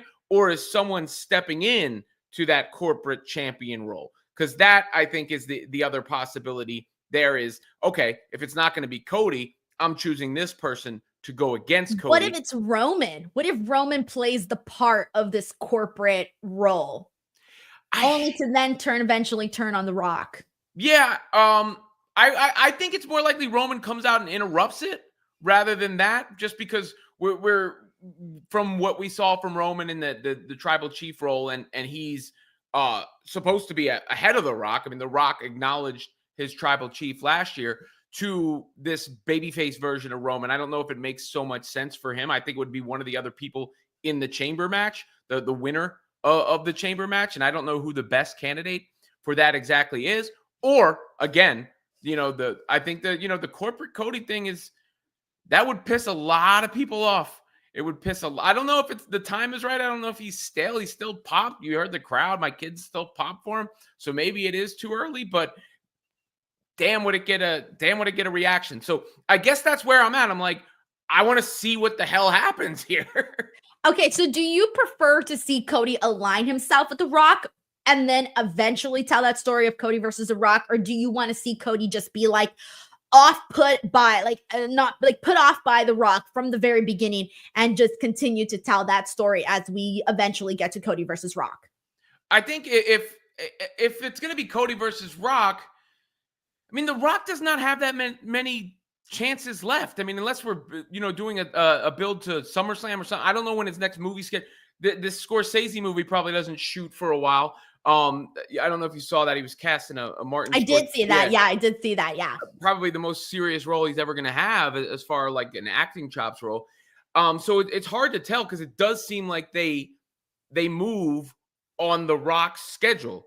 From all indications of what happened here is The Rock basically decided to get himself back involved like yesterday, and then things changed today. I don't know how much of that was kayfabe versus how much of that is the real reality of the situation. But judging off last year, clearly when he decides to move and do something, they jump. And then it seems to be the case again this year. So I don't know if there's that much stuff to bottle, is I guess what I'm saying. I feel like to go in the theme of the ad, the Blue Chew ad, you got to blow their load now. Well, no, I was talking about that, Robin. I was talking about this during my watch along, how, it sort of doesn't feel like the road to WrestleMania yet still feels that hot, right? Like last year, we were sort of on this crazy roller coaster ride, so unprecedented. Really everything that went down last year. And this year, we're seeing the most expensive tickets ever be sold for WrestleMania. And, our matches at this moment are Jey Uso versus Gunther and Charlotte Flair versus Tiffany Stratton. Do either of those matches justify paying thousands of dollars to be at WrestleMania? The answer is no. And we're not there yet. And of course, we still got several weeks. We got the Elimination Chamber, which is coming up, which is going to be, we're assuming going to be the match that decides who clearly Cody Rhodes will be facing at WrestleMania, unless The Rock comes in there and makes some changes about that. As of now, whoever wins that chamber will be facing Cody Rhodes. And so you're looking at the opportunity of either Cody versus John Cena, Cody versus CM Punk, or hell, maybe we work into a situation where we get a triple threat. Who knows what's going to happen there? But it's not really until we get that matchup that I think we're going to finally feel like we're on the road to WrestleMania. The other thing that I was wondering too, which when we didn't even know what The Rock was going to say here when he came out, I was wondering what he was going to say in the sense of like the other person we haven't really mentioned a whole lot of is Roman Reigns. What's going on with Roman? What are his plans? Of course, based off of what we saw at the Royal Rumble, we can assume that will probably have Seth Rollins' name on it. But even then, it's been a minute since the Rumble, since we have gotten back into like, okay, let's begin this journey for Roman Reigns heading into WrestleMania. What does that look like right now? Who knows? Maybe it could still be CM Punk. We don't know. But I feel like we still need that really big, really big, either a moment leading into WrestleMania or that really big matchup leading into WrestleMania. I don't know. What are you thinking about this, Robin? Yeah, well, when you're on, I guess I shouldn't use an airplane as a reference in today's day and age. But when you're in an airplane and they tell you you can't land yet because there's or you can't take off. But I'll use the can't land. You're in the holding pattern. You like take some laps around or whatever they do. I kind of think that's what was happening because WWE couldn't really finalize and formulate the plans until they had the Rock's involvement, a yes or a no, and now they do. And I think after next Saturday, all of this is going to become abundantly clear, and then the build is really going to build up. Because, look, I think the Gunther Jey Uso match has been told very well, and I think it's going to be an excellent match. But you're right, it's not you're not selling the card on it. Same thing with Tiffany Stratton and Charlotte Flair. But here, I mean, we got the seeds of possibly Roman and Seth or Roman Punk and Seth. Those are still possibilities. The one-on-one between Roman and Seth or a triple threat with Roman, Punk, and Seth. Then if you get to the corporate Cody, I think there's only two opponents that make sense there if it's corporate Cody. One is Cena, finally trying to win that next championship again as the ultimate babyface against corporate Cody and The Rock. And the other is Punk, who's sort of, against the corporate sense. And if you remember the Cody and Punk promo from a few weeks back where Punk was telling him that the title was going to wear him down and maybe corrupt him a little bit. And when somebody came forward, it'd be the person like right in front of you. So I could see them going back to that corporate Cody against CM Punk. Then if Cody doesn't accept, what are the possibilities? Well, there's The Rock somehow interjecting himself and getting involved or just pulling his card and saying, I'll face you night one. The Elimination Chamber person faces you night two. Whatever The Rock could do with those corporate powerful strings. There's the possibility of Roman getting involved in that sense as well with the Rock in a confrontation there to set up Rock and Roman, and Cody goes and faces whoever. And then there's also somebody sliding into that corporate championship role to meet the Rock's demands and who would make the most sense there. So it really is, I think I got to every scenario I could possibly imagine right there. And I don't know which one it's going to be. So that's ultimately why it was a success, what happened tonight, even if you could say it was a bit of a cluster, because it left us wanting more and it left us not knowing the direction they're going. Yeah, it's funny because I do agree with you in the sense that it's left us with not knowing exactly what direction it's going. It's a little unfortunate that it came across as a little bit weird. Like everybody came out of that going like, what just happened? Like everybody had the, I'm sort of confused, I'm lost sort of reaction to that. Some people even felt uncomfortable when The Rock started touching Cody Rhodes and putting his hands on his face. I was like, bro, knock his hands off. What are you doing, Cody? Like, do something. Don't be letting The Rock touch you like that. Come on, fight back. Like, this is so inappropriate. I'm like, he's out here trying to brainwash you, trying to manipulate you with all these mind games. Like, fight back, Cody. That was like my reaction to that. So, but you're right, though. It does lead also into like, what the hell is going to happen next? So it's got that going. I wish that you said that I wish it was a little bit more clear-cut, entertaining, less weird, maybe less weird. That would have been nice, but hey, that's where we're at. Let me go ahead and get into these super chats and see what people are saying about all of this. We got Saif Dunn Super, who kicks us off with the super chat saying, who do you think did this less jobs, WCW, Hogan or Priest? Wait, hold on. Let me read that again. Who do you think did less jobs, WCW Hogan or Priest? Who? Damian Priest? Damian Priest goes out there and he gets the job done. I think he's saying losing, like who did fewer jobs, like losing the match. But I don't understand the comparison. I don't feel, I wouldn't compare Priest and Hogan. Definitely not. Definitely not. So you've done super. Thank you for the super chat. We got Anthony Giuliano here who says, you're not watching the press conference with The Rock. I got it up here. It's queued up, but so far it's looking like it's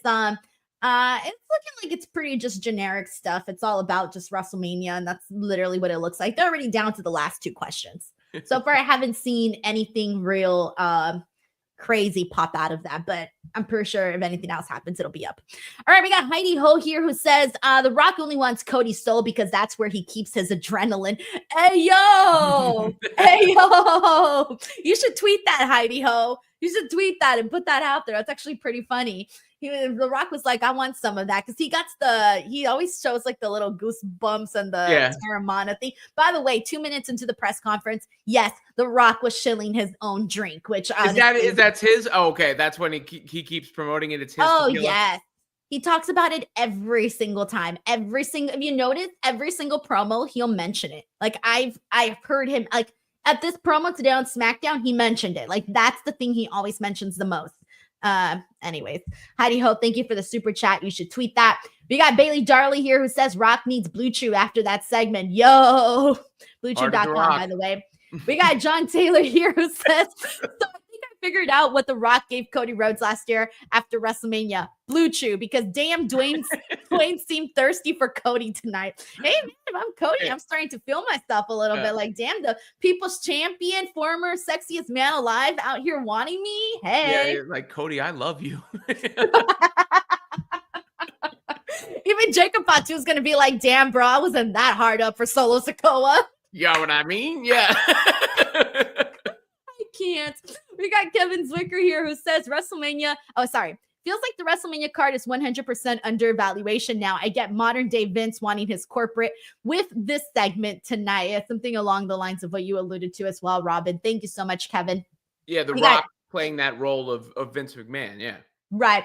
We got Jay Stone here who says the first SmackDown of the Road Dogg era of the new era is off to a riveting start. My goodness, the show stinks. Even The Rock couldn't save this. Everything else that happened on the show, guys, I hate to say it, but really wasn't anything too drastic. Like I could literally just run down everything that happened. And it's not even, for example, Robin, if we didn't have The Rock stuff today, I have no idea what you and I would be talking about. We'd be talking about my cruise. Yeah, we'd be talking about your cruise. Like, hey, what did they have for the Disney stuff? Like, let us know, man. But no, legit, like there really wasn't anything. And we'll break down the highlights, of course. We'll touch on that stuff, but there really wasn't much. We got Bailey Darley here who says, by the way, thank you, Jay. We got Bailey here who says CM Punk, I'm sure 90% sure is winning the chamber. What match would you most prefer to see, Robin? Cody Punk, Cody Cena.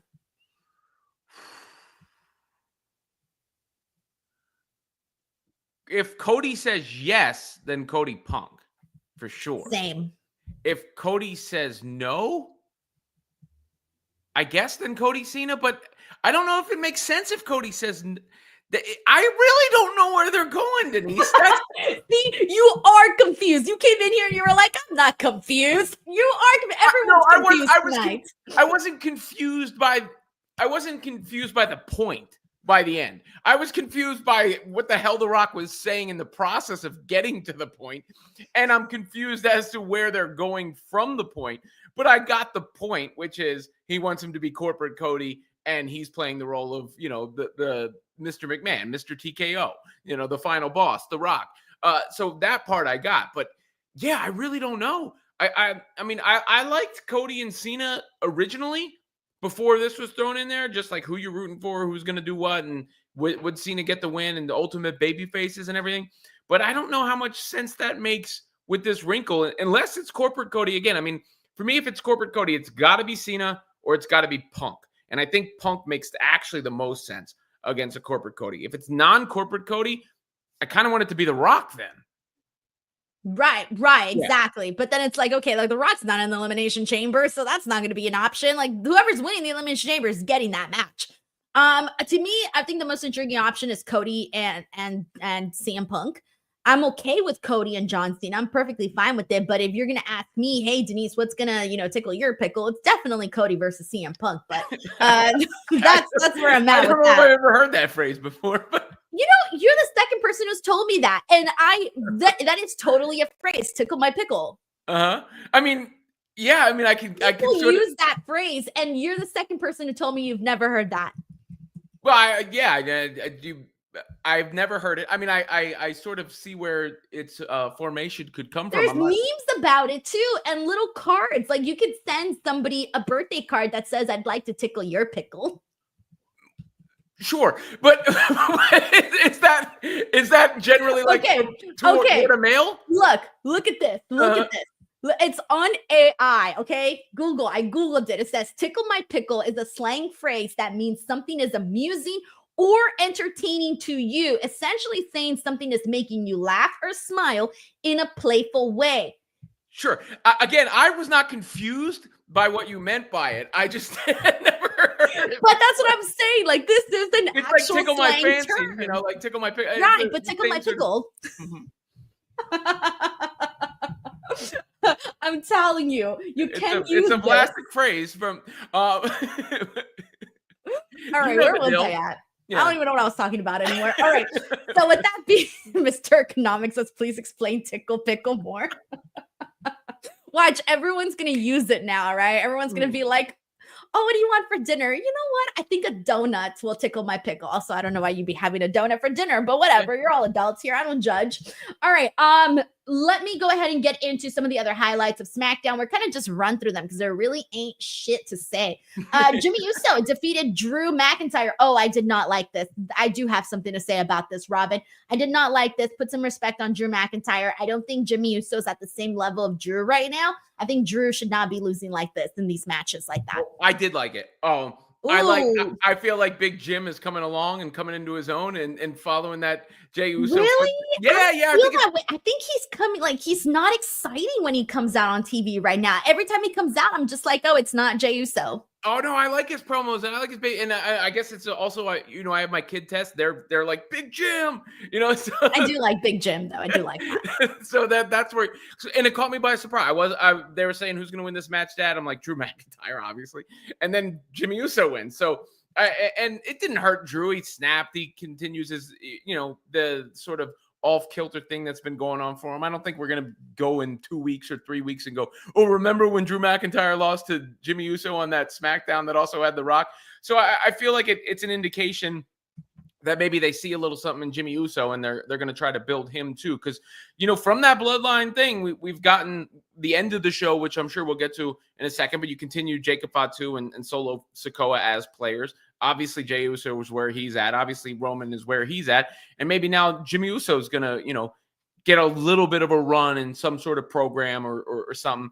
And I think it comes, to boost him and not really at the expense of Drew McIntyre. I do agree with you in the sense that they need to boost up Jimmy Uso. That was one of the big points that I was making during my watch along, is that it doesn't feel like there's much interest right now in Jimmy Uso.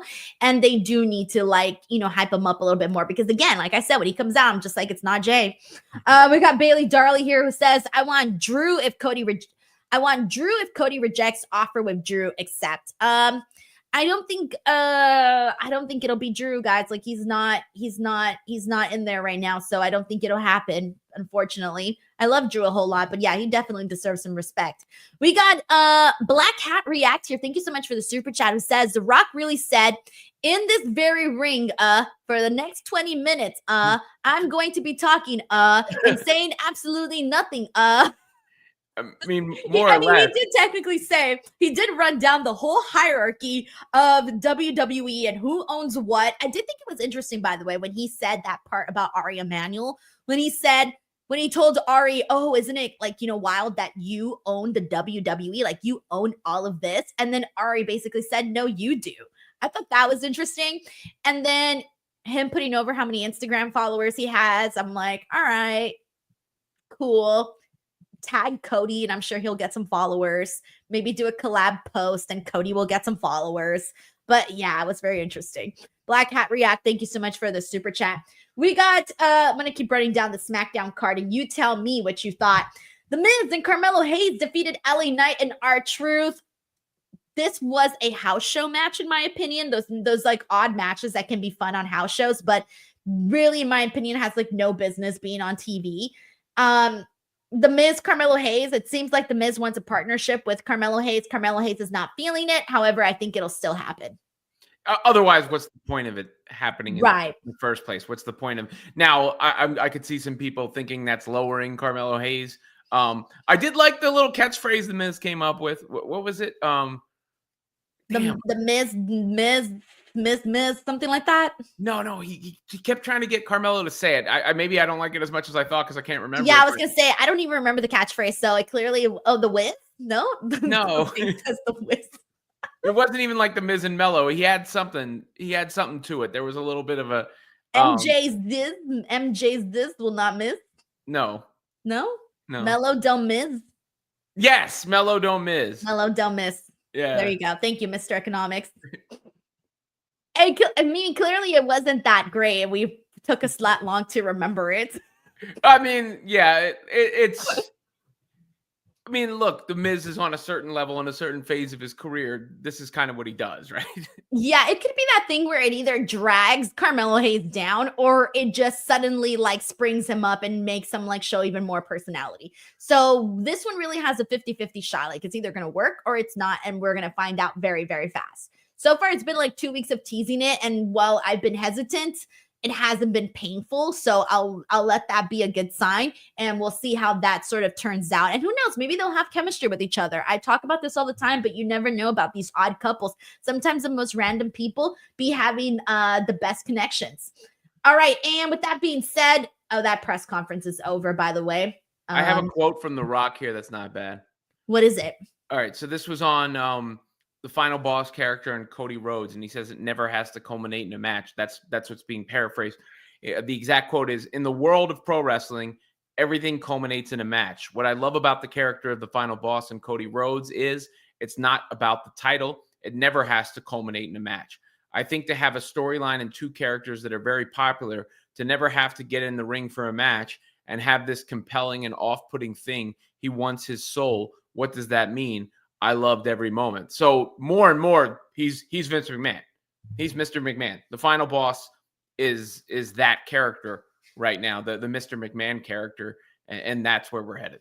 Yeah, but I want to see the match. If not, what's the payoff? I mean, corporate Cody.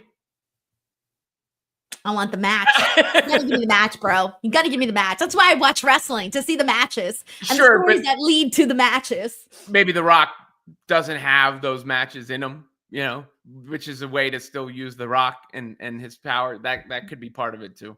Yeah, that can be. You're not wrong on that. Yeah. All right, and let's keep this going. We did get a Tiffany Stratton in-ring segment. She does defeat Candice LeRae. This basically led afterwards, though she was attacked, even though Trish Stratus tried to help her out. Candice LeRae and Nia Jax still took out Trish Stratus and Tiffany Stratton. And then afterwards, Charlotte Flair just goes and basically like stands above her and kicks her heels to kick her dust on Tiffany Stratton. The big thing that I want to say about this is I want them to make Tiffany Stratton into a much stronger champion. I don't like how weak they're making her look. I wasn't a fan of that. I want them to sort of strengthen her up and really build her up a little bit more, because I was talking about this in my watch along, but I have a vision of what Tiffany Stratton can be. And I feel like right now, everything that I have sort of thought was going to happen with Tiffany Stratton has not happened. And I don't know how I'm crazy. I'm not crazy about that. I had thought she was going to be a babyface after the story that they told with Nia Jax and Candice LeRae icing her out. She wins the title. She doesn't become a babyface. It's still sort of a heel. But then all of a sudden last week, and then again, remember, Robin, so you weren't here last week. I don't know if you got a chance to watch SmackDown, but I didn't love, we had this really good match with her, Tiffany Stratton and Nia Jax. They had a really great match. Candice LeRae got involved. It ended in a DQ. And it was such a bummer because I really thought that Tiffany Stratton should have won that. After that, Charlotte Flair came out and basically said, I pick you. You are the one. I'm picking you for WrestleMania. The last time you and I talked about Charlotte and Tiffany Stratton, Charlotte had been telling Tiffany, hey, you're going to have to really fight from, like, you're going to have to beg me to pick you for WrestleMania, right? Like, why should I pick you? And then all of a sudden, the week after, she decides to pick her, and there was really no rhyme or reason or really explanation as to what changed. And then this week, we're sort of just seeing her again, just sort of treat her like nothing. Like, they're not presenting her like a champion, at least not in the last 2 weeks, which I don't really feel like a big fan of that. Well, the thing that can make up for that, Denise, is beating Charlotte Flair at WrestleMania. That's what I hope so, Robin. So- That's the only hope I have. Well, and I think it's going to happen. Otherwise, I'm doubting myself. I thought so too, but I'm doubting it now. But then what is the point of everything that's happened with Tiffany Stratton in the process? To me, you're throwing it in the garbage. So that would be legitimately a bad decision in my mind, and worth the outrage from the internet and the fans. Because it doesn't make any sense. It doesn't do anything for Charlotte at this point. It only serves to bury Tiffany. The only way I can see a Tiffany loss is if it's a series of matches. Then I could, all right, if she's going to wind up winning 2 out of 3 or whatever, fine. That I could be sold. But as is, I do think Tiffany wins over Charlotte to kind of solidify what she's done. And maybe that's the end game here, is she can look a little bit, worse in the process, because that big win is coming up. Right. All right. And we also, I feel so bad, but after the Rock Cody Rhodes segment, we had DIY defeat Pretty Deadly. Feel so bad. I missed all of this. I didn't see any of this. Did you catch any of this, Robin? The Street Profits came in and they. Oh yes, they attacked. Yes. Yeah, they attacked, and then this didn't look good for the Machine Guns, because Motor City Machine Guns come out, they run into the ring, then they get their ass kicked by the Street Profits. Yeah, it was in a bad spot after the other segment. And yeah, it should never be spoken of again. No, I feel so bad. But I was like, during that, everybody was just talking about The Rock and Cody. And I'm like, next thing I found myself talking all over it. One thing I did not talk all over, because it's, even though we've seen this story play out a couple of times, it's still damn interesting.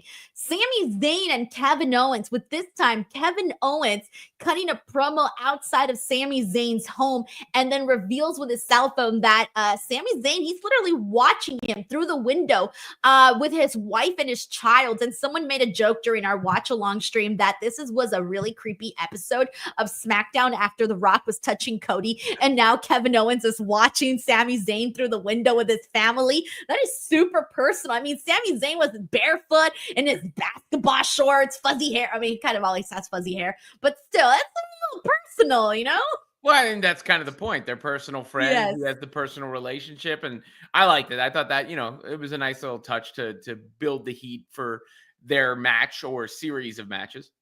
This was good. I like this. I love the way they've been telling the story. It just keeps getting deeper and deeper, and they keep finding new ways to make it more personal. So I was a fan of how they showed Sami Zayn's vulnerability in this, and also showed Kevin Owens the lines that he's willing to cross. I thought that was very intriguing. All right, and last but not least, we had Braun Strowman and Damian Priest defeat Solo Sikoa and Jacob Fatu. A whole lot that kind of went down during this matchup here. What did you make of what you saw? And, your thoughts on this? Damian Priest did get the win for his team, by the way. I do like how they're trying to, give Damian Priest a little bit more, considering he did have a backstage segment with Cody Rhodes, told him he respects him, but if he does win, he will come for his title. Damian Priest is in the Elimination Chamber match. Him having that moment with Cody last week as well as this week, and then him getting the win for the tag team match today. I thought those were all good things to kind of stock up him, give him a little bit of stock. And you got the solo Jacob Fatu thing going on, which, yes, they've sort of, Jacob Fatu has made it clear he's sort of taking the reins a bit, but it hasn't been that full on confrontation yet. Accidental kick at the end. In the process, giving a little bit storyline within the bloodline, perhaps setting up what their match is going to be, and then ultimately serving as I think the continued launch of Jacob Fatu into a more main event type of status. That's what I want to see. I feel like right now, I love the way that Jacob Fatu doesn't give a rat's ass about Solo Sikoa. Like, again, Solo Sikoa, that's 2 weeks in a row now where he tells Jacob Fatu that he loves him, and Fatu is just not like reacting to that whatsoever.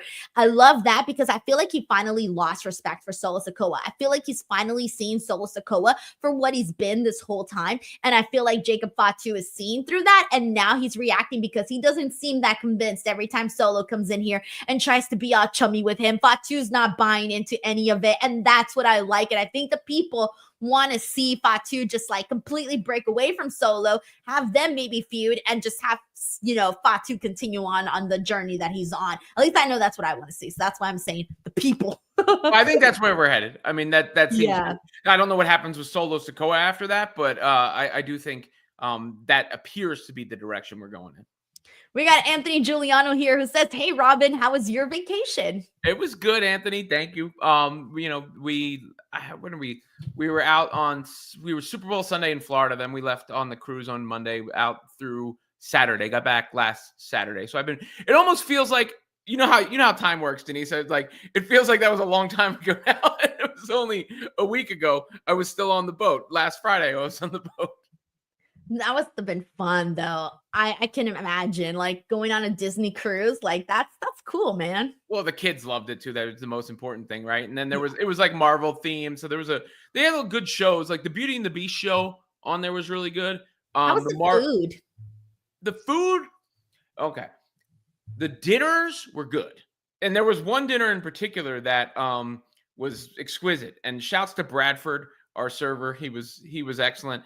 The dinners were really good. The food before, you know, fine. Like cafeteria food. Yeah, more or less. Like you could eat it, but it wasn't. So I would say that I'd give the breakfast lunch availability like a C+, and the dinners an A-. Oh wow. Okay. Oh man, but that sounds fun though. That sounds really cool. You're lucky, Robin. You got to go on vacation. It was nice.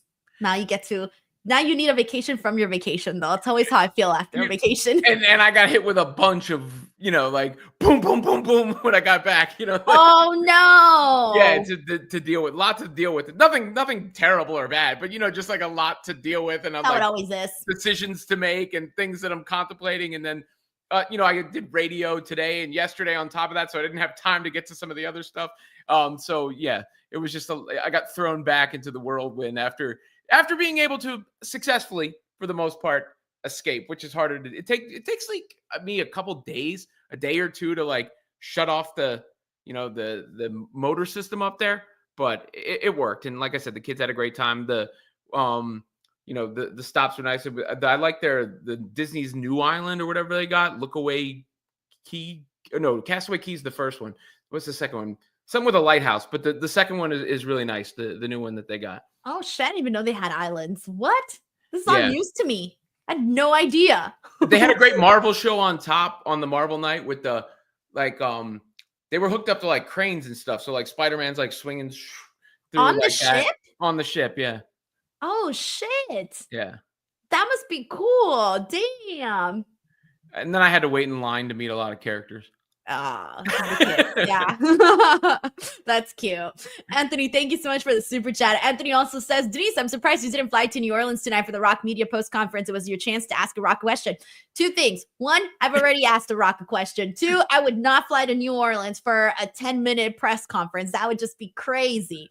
And secondly, that was two already. Plus, you're not a teleporter. I mean, when did they even announce they were having a press conference? Wasn't that right? Exactly. Plus, the press conference was to talk about WrestleMania. They're going to call out for local press media from New Orleans to obviously promote. That way, you know, people in New Orleans will try to buy tickets.